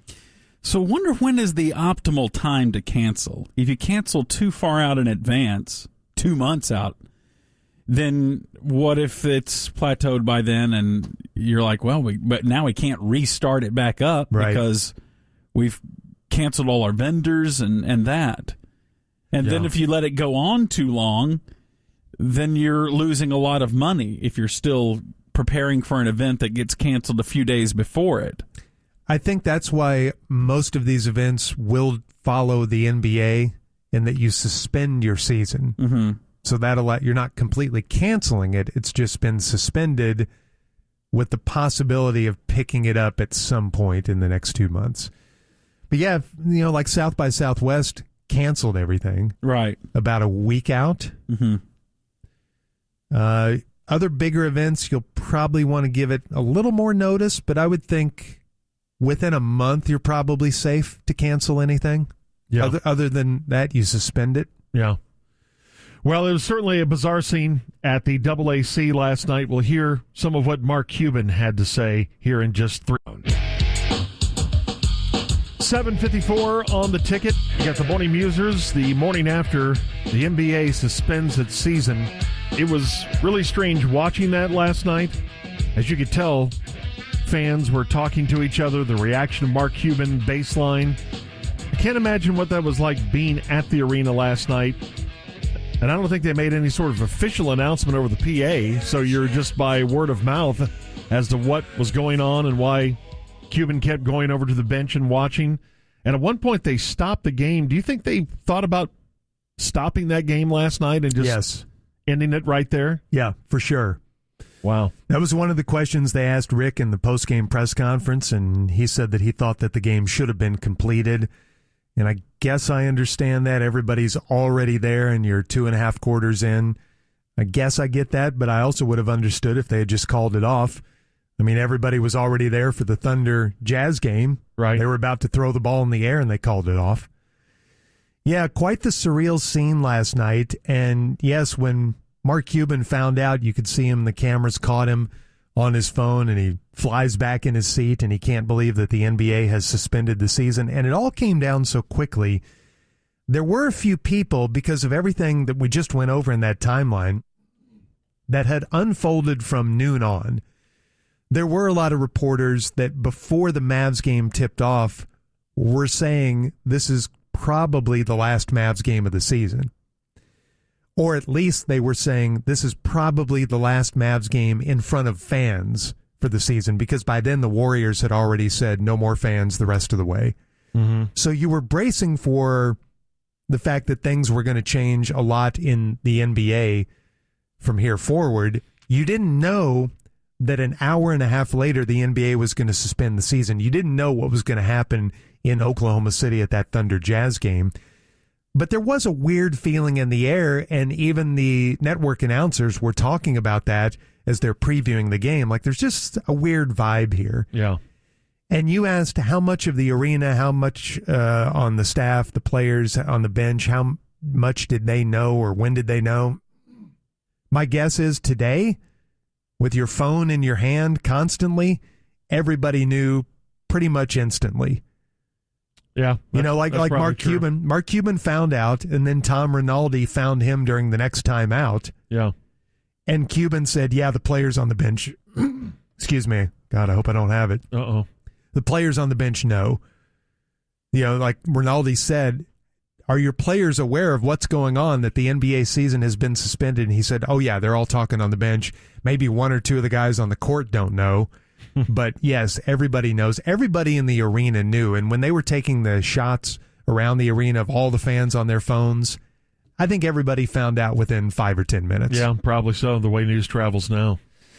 So the NBA season suspended. The Board of Governors recommended to Adam Silver during the day, first that the games be played with no fans, then later that the season be suspended, and Silver took immediate action and last night suspended the season. And Mark Cuban was on our Mavericks postgame show here on The Ticket with Mark Followell and Brian Damaris and Jake Kemp, and he said there is no way to prepare for something like this. This is a black swan event. This is the definition of a black swan event. This thing is bigger than basketball. It's more important than the NBA. It's, you know, and the NBA didn't want to contribute to making the problem worse. And when, you know, one of the players got it and potentially another, and the NBA talked to Health and Human Services and the experts, epistemology experts, they basically told us that, you know, it's in the best interest of everybody to shut the games down, because it does something called flattening the curve. By flattening the curve and limiting the number of scenarios where people gather together and can potentially exchange the virus, or if they spread the virus, you minimize the number of people that have it, and as a result, you hopefully have less of a negative impact on hospitals and infirmaries and wherever people will be treated. Something I heard that you mentioned during your press conference tonight was the plight of the hourly game-to-game arena worker. Obviously, these are people who are particularly vulnerable at this point in time from an economic standpoint. So what can you share with us on plans to do whatever you can for those folks moving forward? You know, initially, for at least for the Mavs games, and hopefully the arena will I can convince all the others involved in the arena to do it for any other events that are canceled. We'll take care of them. And, you know, this is going to have a greater effect on businesses than I think most people expect. There's going to be a lot of trickle-down effects in a negative scenario where, you know, just small companies, they're all going to be impacted as well. So, you know, if you get a chance to help somebody that's living paycheck to paycheck, or if you're living paycheck to paycheck and you have ideas, you know, share them, because this is certainly a unique situation. You know, we haven't seen this in my lifetime. You know, who knows what it was like in 1917 and 1918 when you had the influenza outbreak and 60 million people died globally. This is not going to be what that is, but obviously that was something that changed the globe in a dramatic and tragic situation. But be cognizant of not just yourself, but other people and the circumstances they're in, because these are the times when we have to think of more than just ourselves. Can you tell us what, if anything, you know about protocol with the Mavs right now in terms of... I'll tell you exactly what I told the players.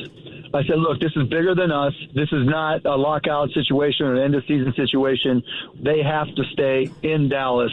This is something that is bigger than us, and we have to be very aware of the role we have and the impact we have. And we also have to protect ourselves and our family and the organization. And in doing so, we help protect the community. So we didn't, you know, just say, hey, the season's suspended. We'll call you when it's time to come back. It was the exact opposite. And, you know, we've talked about events and things that we can do internally just to keep guys busy.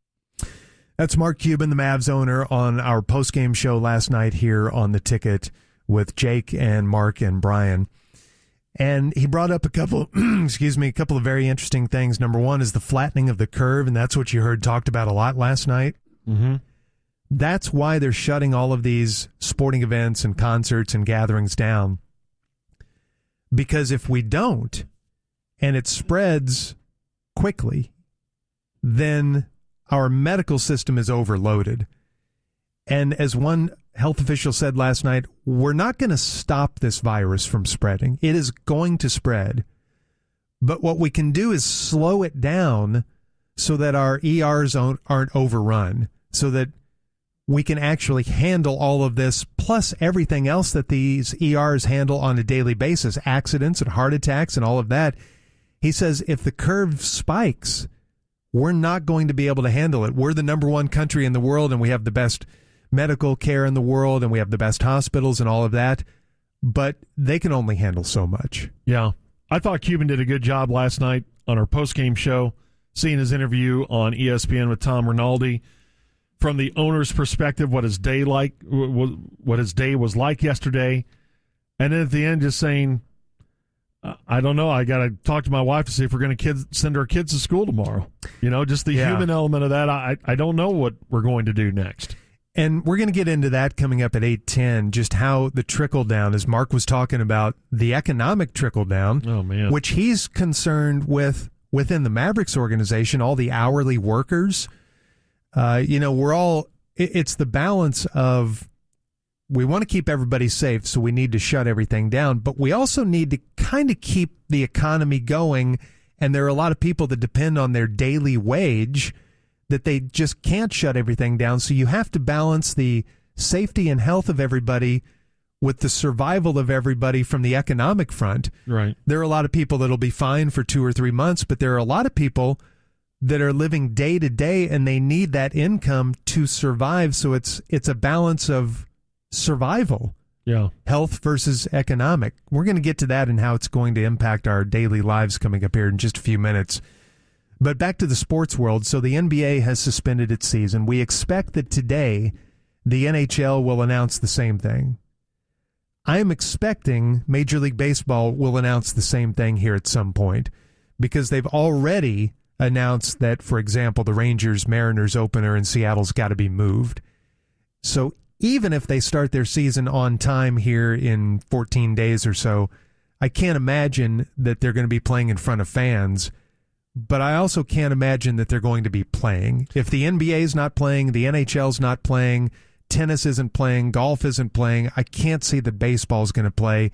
And I also expect within the next few days to hear that the NCAA tournament has been canceled or postponed. Yeah, I think they're going to go the direction of the NBA.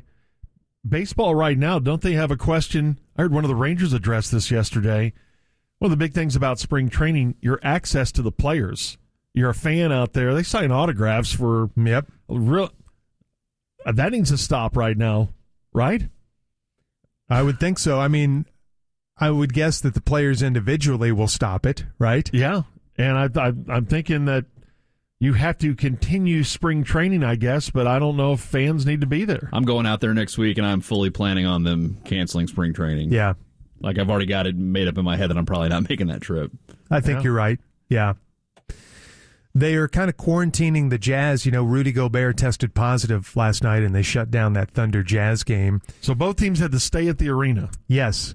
Report last night, nurses finished testing the Jazz players, and they're going to process all of the tests and everything overnight, but the players had to stay at the arena. The Jazz not permitted to fly home. They're exploring chartering buses to get the team back to Utah from Oklahoma City. That's a long drive, but all reports this morning, it's kind of eerie, end of days feeling. Airports apparently are empty. Roadways are, there's probably still some traffic this morning here in Dallas-Fort Worth, but for the most part, a lot of kids are on spring break. A lot of travel plans have been halted. And it's going to present a lot of really interesting issues for these sporting events or these leagues that are going forward, having suspended play or having canceled some of their big events. And it's going to be weird, but we've never been through anything like this in this country in our lifetime. No. But it's going to be weird. I think we're going to look back at 2020 and you're not going to have an NBA champion. You're not going to have an NHL champ. You're not going to have a Final Four champ. It's just going to be weird. It's just going to be a hole in the record books or the history of these sports. The last I heard, the Jazz, before I guess they took tests last night in the Thunder, they said that they were in the locker room. They were in a circle. They had masks on. So did they bring in cots for them? Did they have to sleep on chairs in the arena? What did they separate them from each other in different rooms underneath the arena? They've been hanging out with each other, all season long. So I guess you could still keep them together. I think you separate them. I'd want to be separated. Because you may not have it yet, but somebody else may. It's like the cruise ship thing. Yeah. Mm-hmm. I would think you would separate them too. It's the hypothetical that we were discussing a day ago. 24 hours ago. 2 days ago. Right now, yeah. Even last week, remember I brought up, well, what if Luka tests positive? So everybody at that whatever Mavs game we were coming out of, everybody at that Mavs-Pacers game, do they quarantine both teams? Do they quarantine 18,000 fans? You can't really do that, but do all of those fans, are they encouraged to self-quarantine? How far does it stretch out? And now we're kind of there. We're asking all these questions now about everybody who has been, they went through Rudy Gobert's last 2 weeks and all the places he had played and all the places he had traveled. And think about all the fans or staff or other teams that is he's interacted impacted. with. Yeah. So why are we coming into work? Because we don't play in the NBA. Well, I was going to ask that.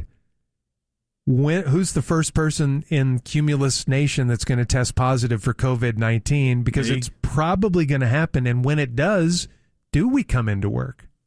If someone up here at the ticket tested positive, boy, I don't know how the ticket would handle that because we all come up here and use the same microphones. Yeah. What do you think we'd do? Crank up that landline, I guess. I think Rotten Radio ISDN becomes big player. Would you come in? If you tested positive? Yeah, let's say I test positive, but I'm battling it well. No, I think we would be told to stay at home if we were around you. I would still come in. I would still come in, even if we were told to stay home, because I would forget. I would forget that we were told to stay home. That's probably true. All right, let's get to more of day-to-day life here in just 4 minutes on the ticket. What a bizarre day it was yesterday watching all of this unfold in the world of COVID-19 and how it's impacting not just sporting events, but our everyday life. And how the NBA has suspended its season. Most of these major sporting events and leagues over the next month or two, their schedules will either be suspended or canceled. And that also reaches into the world of schooling and workplace and entertainment. You know, we've already seen some big movies that have had their openings delayed. We're seeing concerts that are being delayed or canceled. This is something that's going to impact us quite a bit. It's going to change our normal routine quite a bit over the next month or two. And if it gets to be worst case scenario, they're predicting that 150 million Americans will get COVID-19. Of course, that would mean if the death rate holds, 4.5 million Americans would die. That's worst case scenario. That's why everybody is shutting everything down now to try to, as Mark Cuban mentioned in the last segment when we listened to him on our post-game show, try to flatten that curve. So do everything you can. Alter your daily routine in terms of wash your hands more, avoid gatherings, things like that. It's going to change the way we live here for the next month or two. The school dynamic. I have a youngster in college. They have not been told anything official yet. They're supposed to go out on spring break at Okie State next week. I think, like a lot of other colleges in this state announced yesterday, I think they're going to be told after they go out on spring break to stay out on spring break. And they'll set a date to where classes go to online only. Doesn't that sound like a logistical nightmare to go wherever you are in your class? Does that class stop at that point, or do you just pick it up online with that professor on, let's say, March 28th or whatever? I think the latter is what they'll try to do. But doesn't that sound like a nightmare to do that? Sounds like the only option, though. Oh, really. I think it is, yes. I totally think it is. But I don't think that's going to be an easy transition. Again, it's not that big a deal if there's people that, you know, are trying to make a living and things like that. But it's going to be interesting to see that nationwide, I think, because I think university after university, college after college is probably going to do that same thing. I saw one expert say last night that some colleges are set up for that, but a lot of colleges are not set up for that. For every class to go online, that is a big logistical undertaking. Yeah. And so some colleges or schools, if it filters down to high school or grade school, not every school in America can just switch over to online. So a lot of schools are going to have their semesters just suspended. Yeah. Which, what do you do if you're those kids? Are you got to go to school an extra year? That would suck. Or an extra semester. Yeah. Or do you just pass every kid? But even online school kids, like my wife's an online teacher. She teaches public school online, and she administers state testing, and that's coming up in the spring. What's going to happen there? Ooh, yeah. I mean, even those kids that are online, they still have to go to a place to test. Doesn't sound like we'll have state testing. Yeah. At least until further notice, I would think. Or just put it all online, maybe, if that's possible. That's going to be an as the mom too. is right over their shoulder going, go C on that one, right. Or A on that answer. Yeah. Yeah, if all of these colleges are shutting down or postponing their sporting events, and many, many, many colleges in this state even have already moved everything to online, I'm guessing in the next week or two, everything's going to be shut down on college campuses. And perhaps kids will just be told to go home or stay in their apartments or whatever. And then we get into the world of entertainment. We've already talked about sports. Concerts, I'm guessing, over the next month or two aren't going to happen. And, for example, in the state of Washington, they cannot happen, where the decree has already come down. No gatherings of more than 250 people. So you're going to see that. You're going to see amusement parks impacted. You're going to see movie theaters, plays, performances, ballets, operas. All of those are very likely to not happen over the next month or two. And when it gets to everyday life, and this is something else Mark Cuban brought up because he was worried immediately about the hourly workers who work Mavs games. And I've seen a lot of stories in the last 48 hours about people who can't work from home. For example, a lot of big companies, Microsoft and Google, they've said to their employees, don't come to the campus, just stay home and work from home. Very easy for them to work from home, but that impacts all of the people who have businesses around those campuses who serve lunch and who serve dinner and coffee to all these people. Now suddenly nobody's coming into their place. Well, if you're a fry chef, you can't work from home. Right. So now you're not making any money. Yeah. I know. This is going to have such a ripple economic effect. So many industries going to be affected by this. And so how does it affect the average P1 out there? Like, how many of our P1s do you think will be told to stay and work at home? I think anybody that has a job that can work from home, probably all of them, sooner or later. Taking our company as an example, has our company told anyone to work from home that you know of? I've seen no memos yet. Not yet. No. I would think that have encouraged them to do that. I would think that our largest force here at Cumulus is sales. I would think they would be able to work from home, a lot of them. Right. But we haven't seen that memo yet. Not yet. So far, they're told to still come up here and pretend like they're working hard. Pretend. Just come up here and use generic business phrases to each other. From the entertainment world, you mentioned Junior Zach Brown Band, Pearl Jam, Madonna have all canceled tours. I believe Pearl Jam basically felt like they couldn't get out of their area. Yeah. And they were the first ones that I heard that had canceled. So a lot of the high-risk folks are the elderly. I got a note yesterday from the Independent Living Center where my dad lives, and they are really encouraging even family members to stay away. Mm-hmm. And I think most nursing homes or assisted living or independent living communities are doing this, and that's smart. They want only necessary deliveries or medical personnel to visit the family. And they said, in our letter that we got, we understand this is difficult that you want to see, but you have to keep in mind that the elderly, in particular those 65, 70 or over, and a lot of the elderly have pre-existing conditions. They are very high risk here. So you want to see grandpa or grandma, but it's best that you just call them or FaceTime. Yeah, try explaining that to Grandpa. Hey, Grandpa, let's FaceTime. All right, this is what you got to do. Oh, boy, you got okay, technical support on that? Yeah, we're talking on your iPhone right now, but I need you to go to a different menu, and you're going to press the little thing that looks like a movie camera. Yeah, and that's going to switch us over to FaceTime. No, just listen to me. Just come over, son. I can't. And as I was going about my day yesterday, I was thinking, how do I possibly combat all of the germ spots? So I've got hand sanitizer that I've been using, and I've got some wipes. But yesterday, for example, I had workers in the house, and one of them was coughing. I've got workers in the house. I had my staff working in the house, and one of them was coughing.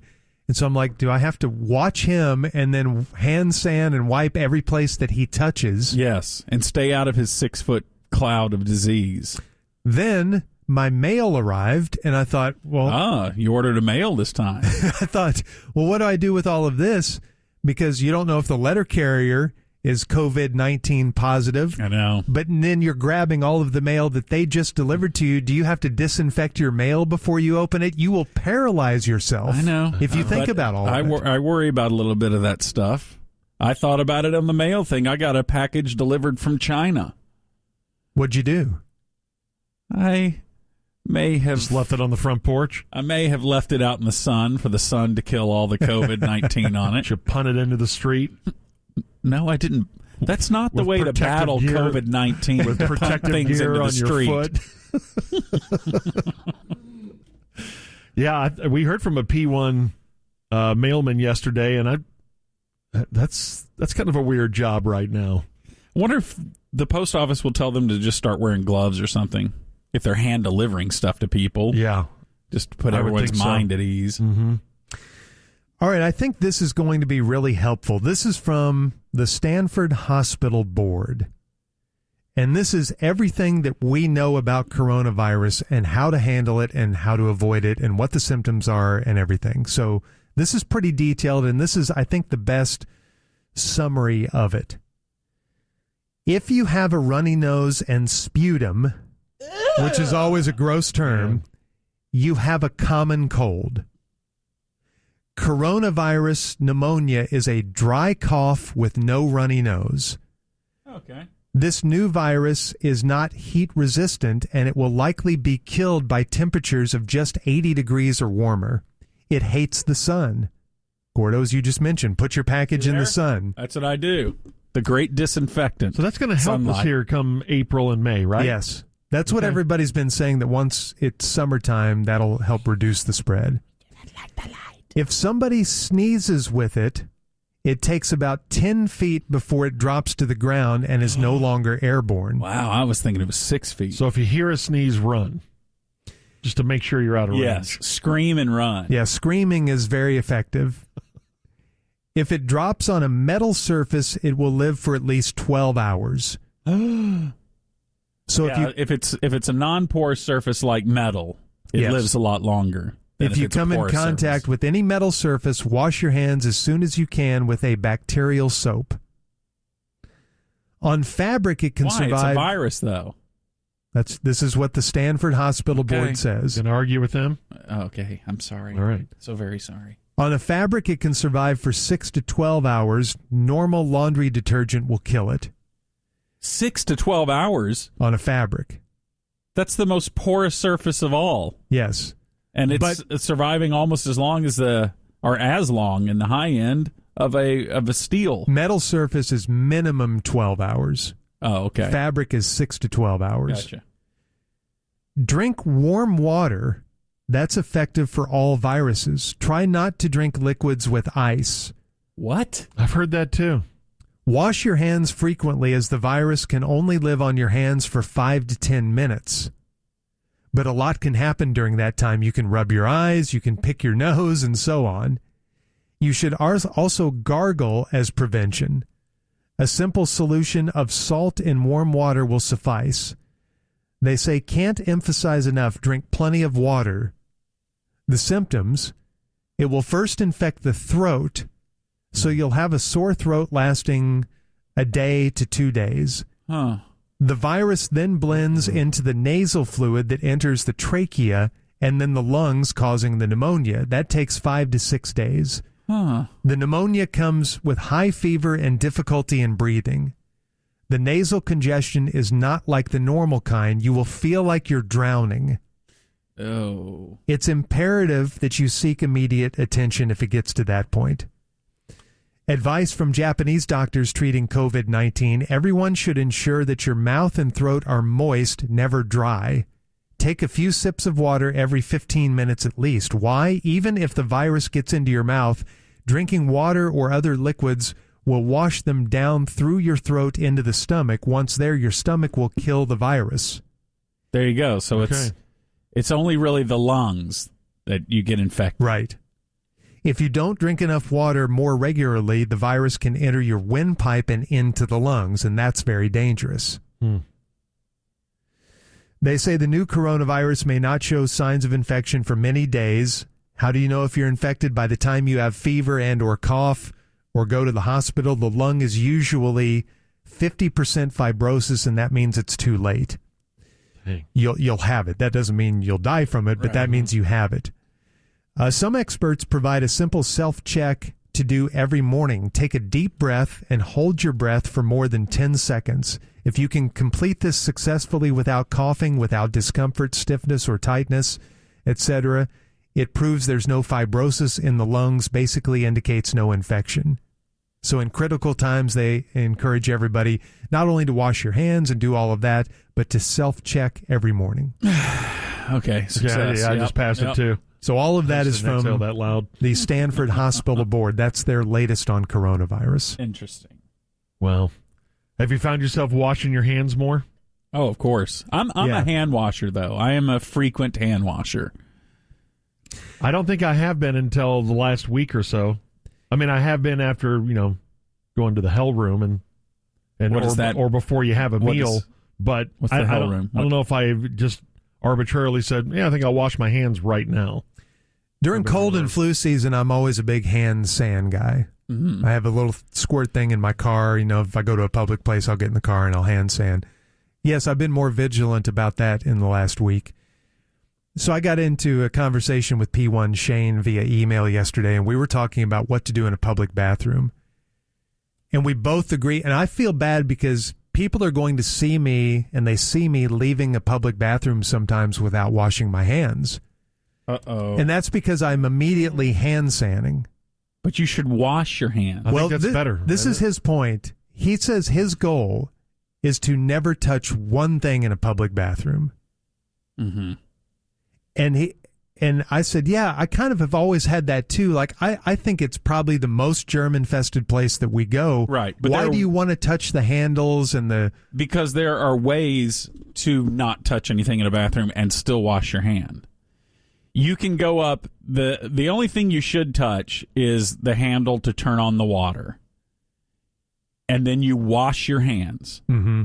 And then you get the paper towels and you turn off the first you actually dry your hands with that paper towel. Then you use that paper towel to turn off the faucet. This is provided that one is actual manual turn on. A lot of them are just automatic these days. And then you use that paper towel to also open the door. And that way you've not touched any surface other than the one handle that you use to turn on the faucet before you washed your hands. Mm-hmm. Now you could do it. Times. You could do it where you also grab a paper towel and turn on the faucet with that paper towel. Why not skip all of those steps? Because you should wash your hands. Well, no. Skip all of those steps by walking out of that bathroom and then hand sanitizing your own hands. Because hand sanitizing is not a substitute for washing your hands. It's not. No. Washing your hands is better. Washing your hands is better for Hate the public bathroom that doesn't have the paper towel. Hate that. Just the air dryer. I know. Yeah. The air dryer, I think, spreads more germs. And I think Yes. they just did a study on that, too. Talked about that it's not great for you. Worse? That air dryers, it is blowing crud around everywhere. It's worse. Now, I do that exactly what you described up here at the Ticket in our bathroom. I'll wash my hands. I'll grab the paper towel. I'll open the door with the paper towel, and I'll throw it away. But like when I was at the airport this weekend, several airports, I didn't touch a thing in those public restrooms. Well, they designed those where there are no-touch bathrooms. Yeah. There's no door to go in. There's just that chicane that you go around to get in there. It's the automatic soap dispenser, automatic faucet, and then also the paper towels will usually be a wave sensor on those. That's the way to go. Malfunction half the time. They get hung up somehow. Then you have to touch the little circular thing on the side to auto-feed it. A beating. Manual feed it, I should say. Something else we do every day or every week, and that's go to the grocery store. How are you guys going to handle that? Because you've got carts and buggies and baskets. That's and the worst. Produce that's out in the open. I know. I tell you, the one I think people are not thinking about and being considerate of the fact that when they hand their credit card to someone and that person hands their credit card back. Yes. Every time I touch my credit card, I will always hand sand before and after because I'm handing it to people and they're handling it. I've always been they usually give you the handy wipes to wipe down the grocery cart. Mm-hmm. I've always done that long before this ever started. What about the pen on the credit card signing thing? Don't you iffy about that? Always. I use both elbows to pick it up and then sign it. You sign it, sandwiching the digital pen. It's not a very good signature. Anybody wondering, markets just opened. We are officially in a bear market down now. The Dow down 1,600 points to start the day, so that's an additional 7%. So we're down about 30% since the coronavirus outbreak. It's a tough one. So it's going to be a rough go financially here for a little while. It's going to be a rough go in general. Your daily routine is going to change quite dramatically over the next month to 2 months to 3 months. Just be careful. Everybody's saying don't panic. And I'm saying, why not panic? Maybe not full-blown don't panic. Panic. Just, maybe not panic in the Don't definition. Panic. You should just take precautions. Yes. Take this seriously. Yes. I think there's the middle ground is where we should be. You don't need to panic. The true definition of panic is you start doing things unreasonably and, out of fright and fear. But I think you should kind of push up against panic a little bit and get out of your comfort zone and be vigilant about washing your hands and not going to public spaces. You should err on the side of caution. Yes. There you go. All right, it's 8:33 here on the Ticket. Coming up next, we do know a doctor And we're going to visit with him about this coronavirus outbreak. Bob Dylan with Nathaniel Ratliff and the Night Sweats come to the pavilion at the Toyota Music Factory Friday, June 26th. You can buy tickets at livenation.com tomorrow at 10 a.m., or you could win them from the ticket in Live Nation by texting Dylan to 22126. All right, back into the coronavirus and the impact in the sports world here in just a minute.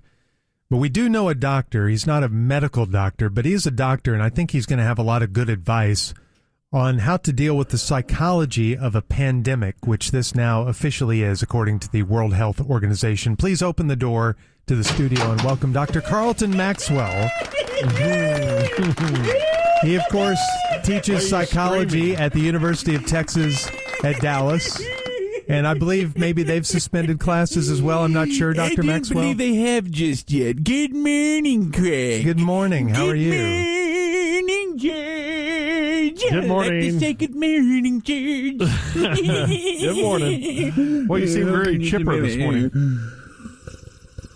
Well, you're still enjoying your coffee.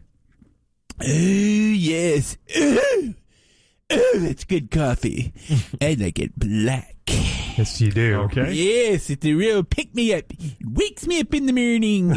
Good morning to you and good morning to your listeners. I thought I would come in here and talk about coronavirus. Yes, that's all anybody is talking Maybe about calm today. fears a little bit. That's huh, right. Doctor? We want to calm fears because that's the thing that we're not talking about enough, is there's a huge psychological element to this. You need to tamp down fear. Take precautions. I'm not saying don't take precautions. Precautions? Yes. What? That's what I'm saying, you fool. Okay. Take precautions, but don't panic. Okay? Okay. Coronavirus is not something to be trifled with, and I encourage people, please, please, please, do not become a bug chaser of this novel virus. Well, who would want to do that? Just some people I know. Nobody would want to do that. Now, as Craig mentioned earlier, I am not a medical doctor, but I have done my share of body cavity searches and unnecessary medical procedures involving stirrups. But, so I do have some medical knowledge, mainly associated with breath play. But I want to encourage people, number one thing that you can do to protect yourself from this virus is wash your hands. Okay. That's right. Wash your hands, but you have to do it long enough. Now, a good rule of thumb here is to sing a well-known song to make sure you wash your hands long enough. Happy birthday, right? A lot of people recommend that, but I happen to recommend A Little Respect by Erasure. So when you're washing your hands, you gotta sing this song. The whole song? Yeah. Or just like... So you can wash your hands and kind of dance at the same time. How does that help? Look at this. It just helps you do it long enough. Wash. Friction. Dr. Maxwell. No one screams while they wash their hands. Dr. Maxwell. Now my hands are clean. Well, you could have done it without all the dramatics. Yes, now my hands are clean. Now, also, if you can't wash your hands, please use hand sanitizer, people. Use hand sanitizer. As you can see, I brought my own bottle of hand sanitizer, and I put it over there by you, Craig. So, yes. Craig, would you mind fishing it out and squirting it all over me? I'm sorry? How about just on your hands? Yeah, squirt it all over my hand. Okay, there you go. Okay. A little bit of that. Sure, there you go. Okay, How about that? Oh gosh, that's a lot. Oh, Dr. Maxwell. Like a fountain over here. What is it? Well, I want to make sure you're germ-free. That's good. Okay, now it's all over my hands. Now, would you mind squirting it all over my chest? No, I will not do that, Dr. Maxwell. You don't have to do On my that. chest. No, that's not necessary. You can do it yourself. Come on. You can do it. Just squirt it over. How about my face? No. Do it on my face. Come on, decorate me like a birthday cake. Dr. Maxwell, please. You're getting way off topic. Will you please compose yourself? Indeed, I can. I tell you what. I was very saddened to see Tom Hanks diagnosed with COVID-19. Yeah. We were all hit hard by that. Yeah, So keep him in your prayers and his lovely wife, Rita. Yes. The meter maid, as I call her. It's an old reference. That's funny. But anyway, yeah. don't forget the first symptom of COVID-19 is COVID-18. So if you've tested positive for COVID-18, Oh, I didn't know that. You're at higher risk. I didn't know think. that. Yes, Oh. well, that's what I am assuming. And I'm here to promote something that I think will be very beneficial to the public. To the what? To the public. The public? Yes, the public. Oh, The the- public. Oh, the people. Okay, stop The yelling. people. Yes, all the people. Yes, I'm. This evening, I'm holding a big symposium on how to prevent the spread of COVID-19 at the Cultural Center this evening, and I'd like to promote it here on your airwaves because I want to get everyone together in a room and really tell them how they can prevent the spread of COVID-19. Okay. And number one on my list is avoid large crowds. We Yes. have to We've all avoid heard large that. crowds. We have all heard that. So please show up en masse to hear me announce this in a closed environment where you can get this important information. This is a real mixed message, Dr. Maxwell. I don't know if you realize that. Well, I do what I can. If you could just squirt me a little bit more there, Craig. don't No, need Dr. any Maxwell. Oh, yes. Don't need any more. Look at it. I know you're going to be teaching your courses online as well, and I know it's very tough for you because you you for knowing enjoy that. social settings so much. I do enjoy social settings so much. I know I do. And I have to run right now because I have to go hop in my little Prius. and I have to just putt all the way back up to UTD. Okay, Yay! well, have Have a fun. good day. Thank you for the information, Dr. Maxwell. Dr. Carlton Maxwell with some helpful tips. All right, from Tom Hanks to all of us, how to do your part next. 8:57 on the ticket. You got the Morning Musers. Gordo's Corner coming up here at 9:15. Sean just mentioned on the ticker, it's a longtime Texas tradition, the UIL state basketball tournament. The girls last weekend, boys this weekend, they had the plan that it was going to proceed normally, but they have made the announcement that they will have a limited crowd for the games that start today and run through Saturday. For Thursday's games, normal schedule and entry for pre-purchase ticket holders only. And then once they get to the championship games, they are going to limit tickets to 500 per school. But as it stands now, the games will be played in San Antonio at the Alamo Dome. Also, real quick, the NHL PR put out a statement saying that because of the uncertainty, they're not having morning skates or anything like that today. Players have been told to stay away at the moment. Okay. We're still awaiting official word from the league. And I imagine we'll get some sort of announcement from the NHL today, probably by this afternoon, on what they're going to do. Hey, a quick retraction. A couple of segments ago, I read a letter from what I thought was the Stanford Board of Medicine. I was hit up by a couple of P1s saying that letter is a hoax. It doesn't, as I'm rereading it, have anything ridiculously outlandish, but the Stanford Board of Medicine came out and said that was not from us. Okay. So, again, be a little careful what you're reading in terms of the symptoms, the signs, and the treatments. The only thing that was a little weird was the test to hold your breath for 10 seconds. Everything else seems to be kind of in line with the symptoms and the causes and how not to spread it and whatnot. So it wasn't over the top. But Stanford did come out and say, we did not put that out. They do have their extensive coronavirus FAQ segment on their site if you want to check that, or go to the website of the CDC or something like that. But just be careful on some of the information that's being floated out there. I got burned, and I think a lot of people have been burned. I didn't realize this. There are all sorts of crazy, much crazier than that Stanford letter, remedies, preventions online, including, I didn't even know this guy was still alive, televangelist Jim Baker. Yeah, I would have guessed. He's being sued by the state of Missouri for hawking a product called Silver Solution as a coronavirus cure. He had an expert on his show that claimed it worked for SARS and HIV, and so that you should swallow this for coronavirus as well. So he's actually being sued there. Wouldn't that be the first tip that maybe that's not a working product? that it worked for SARS and HIV. They say you just have to be careful that a lot of what you're reading is accurate, but there is some stuff being floated out there that is inaccurate but plausibly created by essentially well-meaning people who do have a lot of the right information, like in that Stanford letter, but they're not qualified to dole out medical advice. Right. Mm-hmm. So apparently that Stanford letter that we read was created by someone who kind of knew their stuff, but wasn't Stanford, wasn't an official source that you should go to. All right, Tom Hanks tested positive along with his wife Rita. As I mentioned, that's when it got real for America last night.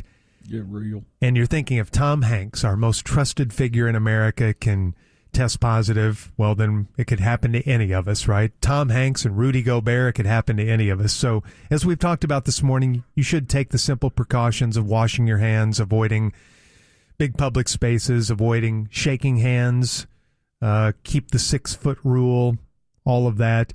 It's just going to take an extra concerted effort. It doesn't mean that you have to self-quarantine. No. But I guess it does mean that all of us will inch a little bit towards something that looks like a self-quarantine, right? Like you will stay at home You may not more. get out as much. You just limit your exposure to others. Yes. Not a full quarantine, but, just stay at home a little more.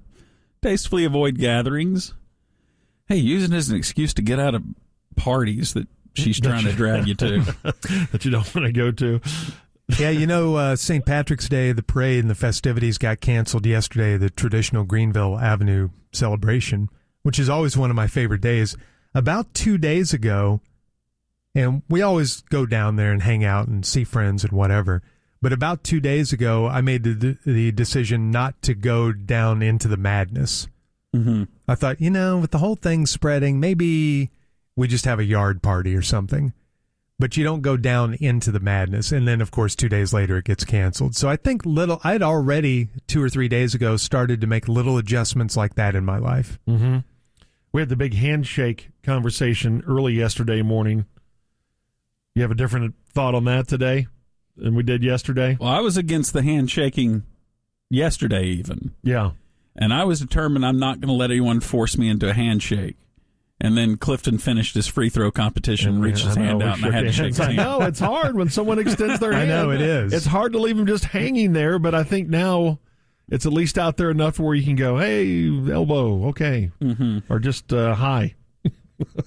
Yeah, yesterday I was still okay with shaking hands, and then after I shook somebody's hand, I would hand sand. Mm-hmm. Yeah. But as of about 7 or 8 o'clock last night, I became not okay with shaking hands. I decided from this point on, fist bump, elbow bump, or just wave and say hi. I think everybody will understand by now, right?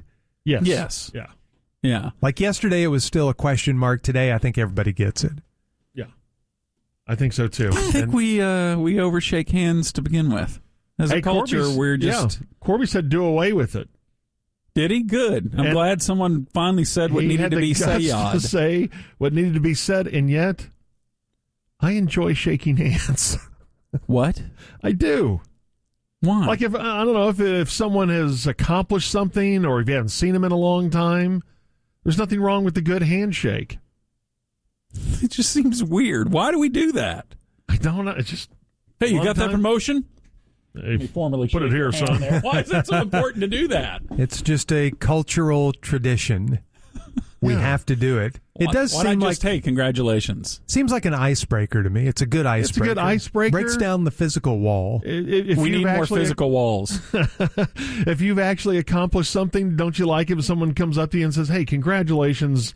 Yes. Now, maybe they hang on a little too long. And I don't need the handshake with the congratulations, though. Do the extended handshake. That's always weird, too, when to know when to let go. And he's Do you still like the guy who still holds you and pulls you in closer? And, hey, no, I want to tell you. No, you don't understand. You told a story about 10 years ago, and he tells you the whole story again while shaking your hand. The handshake pull in? Yeah, handshake pull in and handshake hold for 5 minutes. The hold... Because, dude, you really don't understand. Yeah, you just don't understand. And I need to tell you about how you don't understand. I need to make you understand how much you don't understand. Let's get rid of that one. The extended handshake. Let's go ahead and get rid of that sucker. Get rid of it. How do you sort through all of the information online, on TV, Generic. on the radio? How do you do that? You have to try to cross-reference. Yeah. You have to basically be your own Snopes. But how do you trust the sources that you're cross-referencing with? At some point, you have to make a determination. Like if you find it on 5 different websites, but they're all like forums that someone's posted this thing, and Right. you can't find the original source material, I think then you doubt it. Yeah. Now, if you find it and it's on a couple of reputable news sites, even though we can just endlessly debate about whether they're right and all that, blah, blah, blah. Right. Then you can pretty much assume that it's real. Okay, I'm going to guess this is real. This is from Rachel Nichols' Twitter. She says this morning that Mark Cuban told ESPN that his expectation is that the NBA season will not be canceled, just postponed, and he could see games going as late as August. Dang. Wow. So the thought is if it takes 2 months for the thing to be under control, NBA season is suspended until mid-May. Then you could pick up with the standings where they are. George, you had the idea of playing a couple of weeks of regular season basketball to let it settle and let them get their legs Just back. a couple of games, maybe. Yeah. Then you start the playoffs, which are usually mid-April to mid-June, a 2-month process, and that would take it into August. Wouldn't that be weird to be at Cowboys training camp watching a Mavericks game? Yes. It'd be really strange. Do you remember the NFL strike of 82, shortened season, I think, to 8 or 9 games? Yep. They played, they went out, and then they came back. Did they go right to the playoff tournament? Or did they play a couple of games? I don't have my Cowboy Media Guide with me. That's a good question. Something tells me they went right back in, and all of a sudden it's a playoff tournament, and a lot of people are in. A lot of teams are in. But maybe they did come back and play a couple, and then they played the playoffs. That was the year the Redskins won it. They beat the Cowboys NFC title game. It was a shortened season. All right, let me look here. Vamp while I look. And that was really, I remember that was very weird and almost thinking, this is like a fake NFL season. Okay, the Cowboys' first game was September 13th. Mm-hmm. Then they played September 19th. Then they didn't have a game until November 21st. So they played 2 weeks. Then they didn't play for about 2 months. Then they played 1, 2, 3, 4, 5, 6, 7 more regular season games into January, then had the playoffs. Okay, that's when the break was, at the beginning of the season. And for the NBA, there are only, 14 games left in the regular season? There aren't very many games left. Yeah, you're almost, I think you could call it an end. I'm just saying to get teams maybe back into the practice of playing games. You could even play those 14 games. If you're committed to going to August, you could play those games. Yeah, I guess you could. I mean, that thing has been floated out before about playing. And doesn't that become a revenue conversation there too? Hey, we got to make up for this time lost. Sure. Not just for us, but employees who are at the concession stands. We've got to make up for that. Sure, and it just will look weird, but I mean, they'll still be able to get the games in. Right. All right, it's 9:08 on the ticket. Up next, Gordo's Corner. The major difference next. More COVID-19 related news breaking in the world of golf and NASCAR and other sporting events we'll get to coming up at 9:35. But right now, Gordo's Corner brought to us by Baker Brothers Plumbing and Air. All right, step away from the COVID-19 coverage for just 1 second as we comment on the Harvey Weinstein sentencing. That would have been a huge story. Yes. Yeah. Harvey Weinstein getting 23 years in prison. And this is the cultural story. I mean, his is the story that touched off the Me Too era. Isn't that kind of a weird amount of years? What do you mean? 23? You think it should be 20 or 25? I don't know if I've heard that sentence before. It's always 20 years, well, it was 50 lifetime. It's 2 different sentences. He got a 20-year sentence for the first degree and a 3-year sentence for the third to be served. Okay. Consecutively, so 23 total. Let me get this straight, Giorgio. You disagree with the Harvey Weinstein sentencing? Should have been more. Indeed. But I need to shorten the headline. Should have been so 25. It's just George Dunham disagrees with Harvey Weinstein put that getting out 23 years in prison. Sure. He somehow has managed to delay his prison sentence by clutching his chest and saying, "Oh, I got chest pains. Chest pains right here." How are we all buying this? My arm, it's broken. He did this after he was found guilty, too.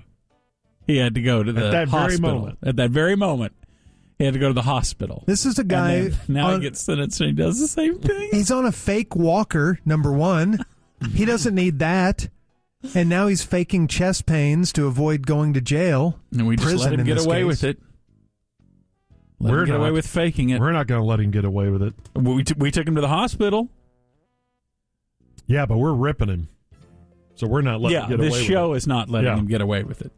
But our legal system is. Yeah. They're taking him to the hospital. So that would take him to age 90?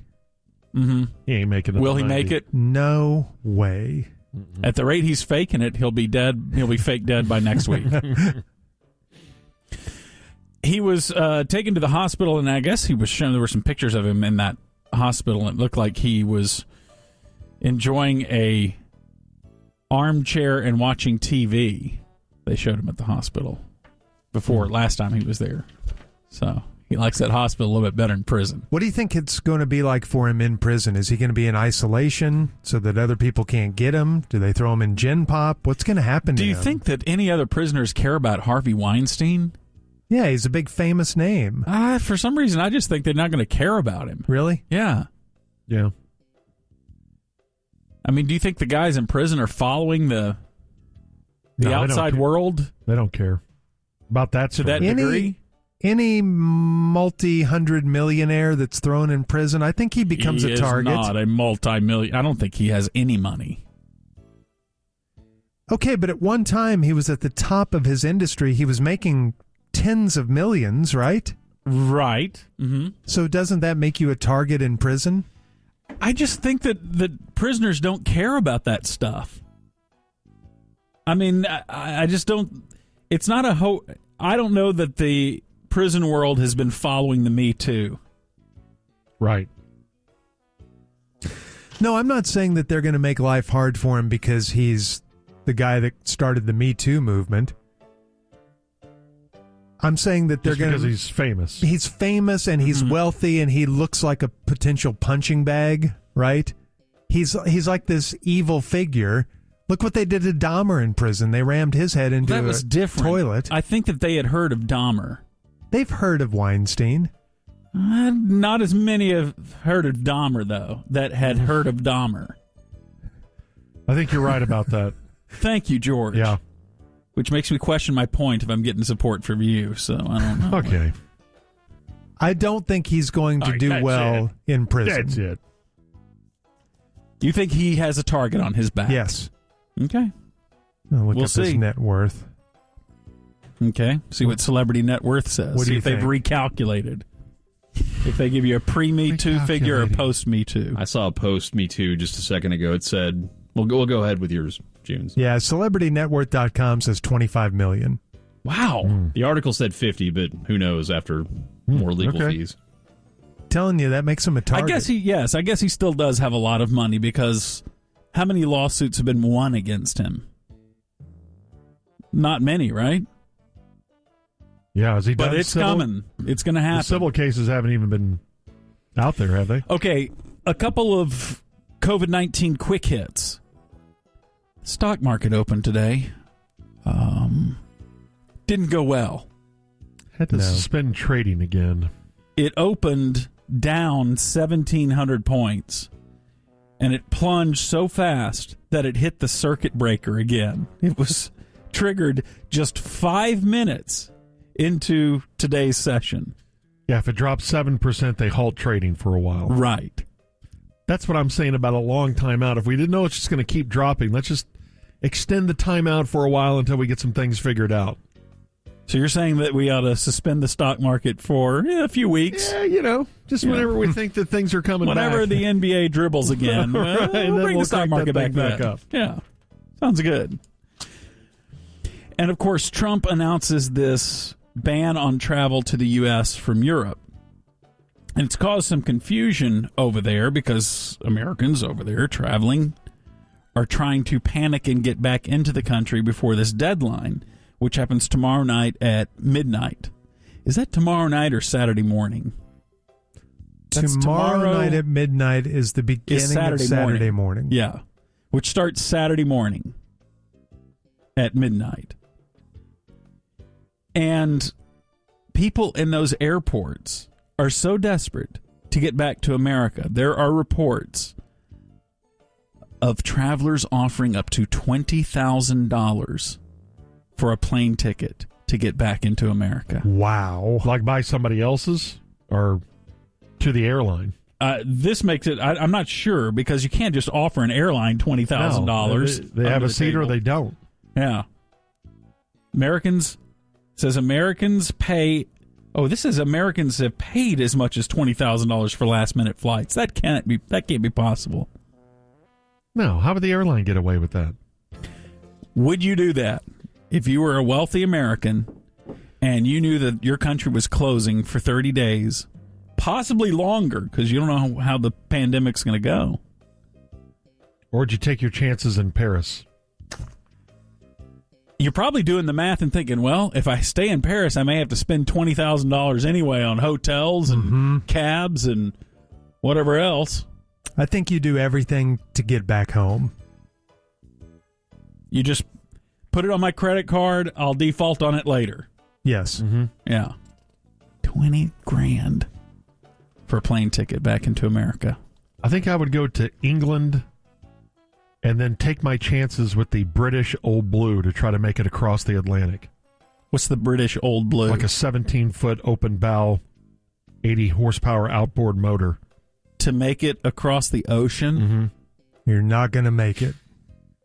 I wonder how far that boat could get. And how would you seek that out?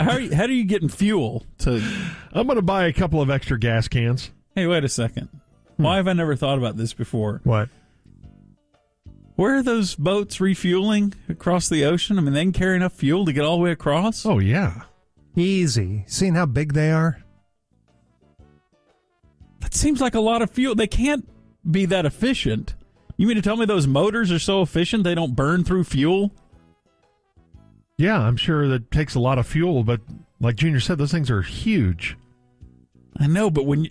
So you're telling me that basically the whole lower half of the ship that's is the just gas tank. That's the gas tank. It's just completely filled with fuel. Yeah. Huh. Have you ever seen a cruise ship halfway across the Atlantic get refueled like they do with jets, where they'll come alongside them and see, I think that's what must happen. You think tankers refuel them? Yes, there are a couple fuel stops across the Atlantic. You stop at a marina and Well, I mean, there's just like a Valero there or something. They have something there where they can refuel. Because I don't think you can carry enough fuel to get all the way across. Well, you talk about high fuel prices. Try a marina's prices sometime. Hey, guys. Hey, Marina. How are you? I heard you complaining you don't have any more. Okay. Enough out of you.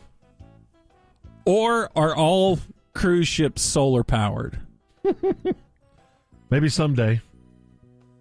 That's what I think. Because there seems to be a lot of sun out in the ocean. Yeah.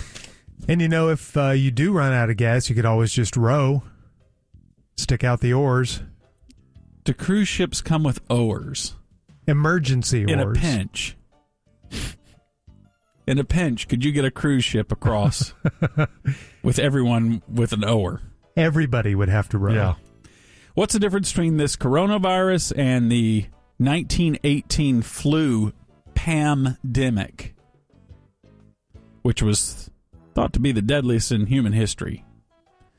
It killed 50 million people worldwide in 1918. That's the equivalent of 200 million people today. 500,000 of those people were in the United States. So 500,000 people in the U.S. died in the 1918 flu pandemic.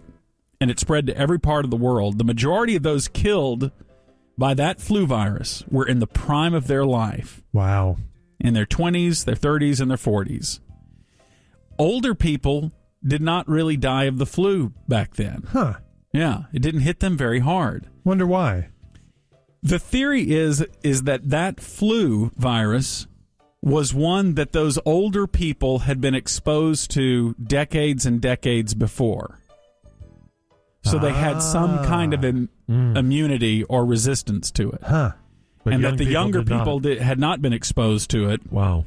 And that's why it hit them so hard. How many did you say it killed? 50,000 Americans. But worldwide, it was no. in the 60 million worldwide? 500,000 worldwide. That's all? No, wait a second. No, 50. Let me get this straight. Start again. 50 million worldwide died. 500,000 Americans. Wow. 500,000 Americans.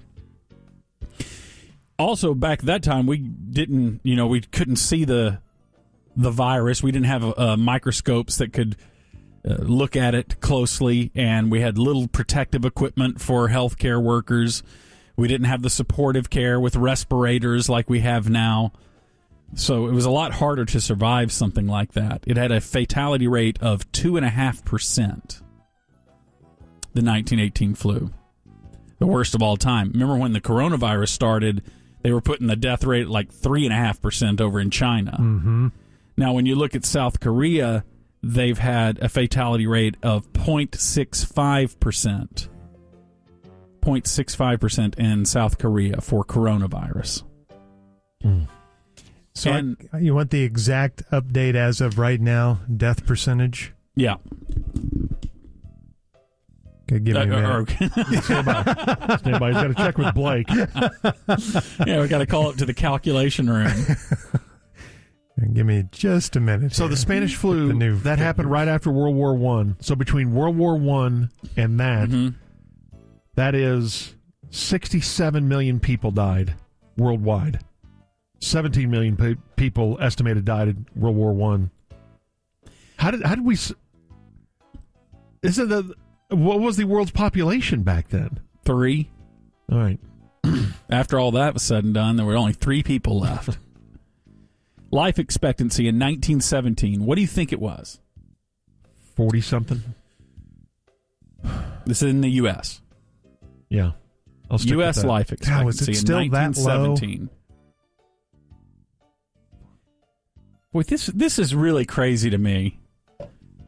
I'm going to say 50-something. Like, if you would have guessed that, I would say that you're crazy for guessing in the 50s. Like, that's too low. That's way too... It's 1917. Yeah. You mean to tell me that when my grandmother was born, she was only expected to live 51 years? That's what I'm telling you. It was 51 years. That was the life expectancy in 1917. Wow. In 1919, the life expectancy was 51. Do you know what the life expectancy was in 1918 when the flu was going around? 30? 39 years of age. Life expectancy in the U.S. was only 39 years. Damn. That's crazy. Our updated death percentage from the coronavirus cases that have been reported worldwide, we're right at about 3.75%. Mortality rate? Mortality rate. Ooh. Dang. And the Spanish flu of 1918, which was the worst on record, had a death rate of 1.5%. That's got a lot more people now. And it's going on right now, guys. That's pretty rough. 63 new cases reported in the last 12 hours here in the U.S., so our total is 1,364, 38 reported deaths. Wash your hands. Only sneeze on those closest to you. Right. Only sneeze on the ones you love. Don't exchange sneezes with strangers. And there you have it. All right, Gordo, thanks. That's the corner. We're getting lots of breaking news this morning. The world of sports, from golf to hockey to the NBA to these college basketball tournaments. We'll sort through the latest for you next. The Big Rock Summer Tour comes to the Pavilion at the Toyota Music Factory September 9th, featuring Rat, Cinderella's Tom Kiefer, Skid Row, and Slaughter. You can buy tickets at livenation.com tomorrow starting at 10 a.m. or win them from the Ticket and Live Nation by texting RAT with 2 T's to 22126. This P1 asks a good question. What do you do with your shoes? You walk into a bathroom. It's the filthiest part, the floor. The germs scale up the side of your shoes and onto the strings where they wait to spring into action. Yeah, maybe kick them off in the garage or front porch. You know, I've started that practice. I'll kick them off just inside the front or back door. Mm-hmm. And I won't wear them around the house or upstairs. Good idea. All right, to the world of sports. We have breaking news left and right related to COVID-19. NHL teams have canceled morning skate. We have yet to have an announcement from the league that the season has been postponed like the NBA did last night. I would imagine that we're going to get that at some point today. Yes, don't you think as an NHL player you would let the ownership know we don't want to play? Some of these arenas we're sharing with the NBA, they have suspended play. I don't know where all the Utah Jazz have played and other infected players have played, and even if no one has it, you're telling us to travel around, and no, we're not going to do it. I think we're going to see that. I think we're going to see Major League Baseball postpone the start of their season, if not the end of spring training. I'm really interested to see what happens with these conference tournaments and with the NCAA basketball tournament, because just about every conference last night announced that the games would be played, but in front of no fans. And I guess I could see some of the tournaments still taking place this weekend because everybody's already there at the neutral tournament site. Yes. So you've done your travel. You're there, and if nobody on either team or any of the teams has symptoms, I guess I could see them played and televised. Mm-hmm. But as fast as this is moving, couldn't you also see all of them being canceled?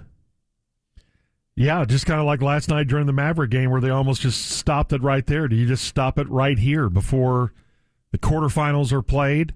Some tournaments have already started. Do you stop them right before you get to the title game?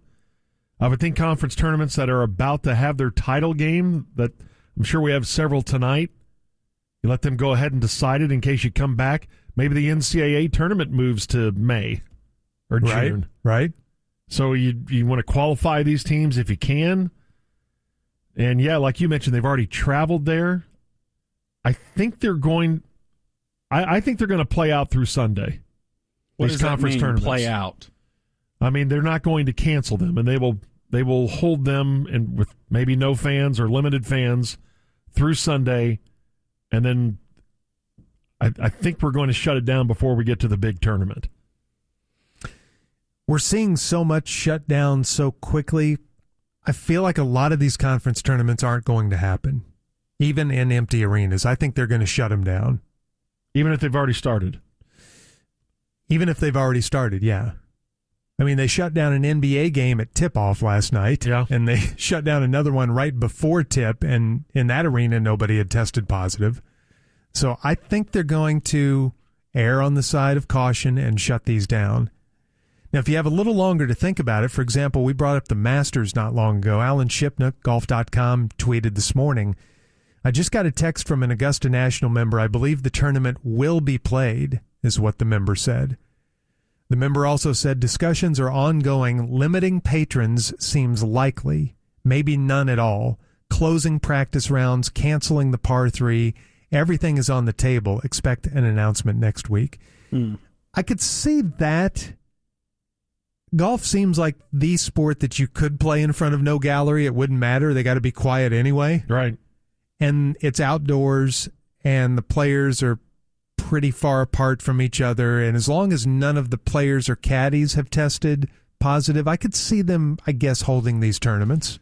It's one thing to go to the game. If more people, though, are staying at home, is someone going to apply the pressure of, hey, America needs some entertainment right now, and if we don't have fans there, we've still got to play these games or tournaments so we can maybe keep morale up, and we're not going to cancel everything.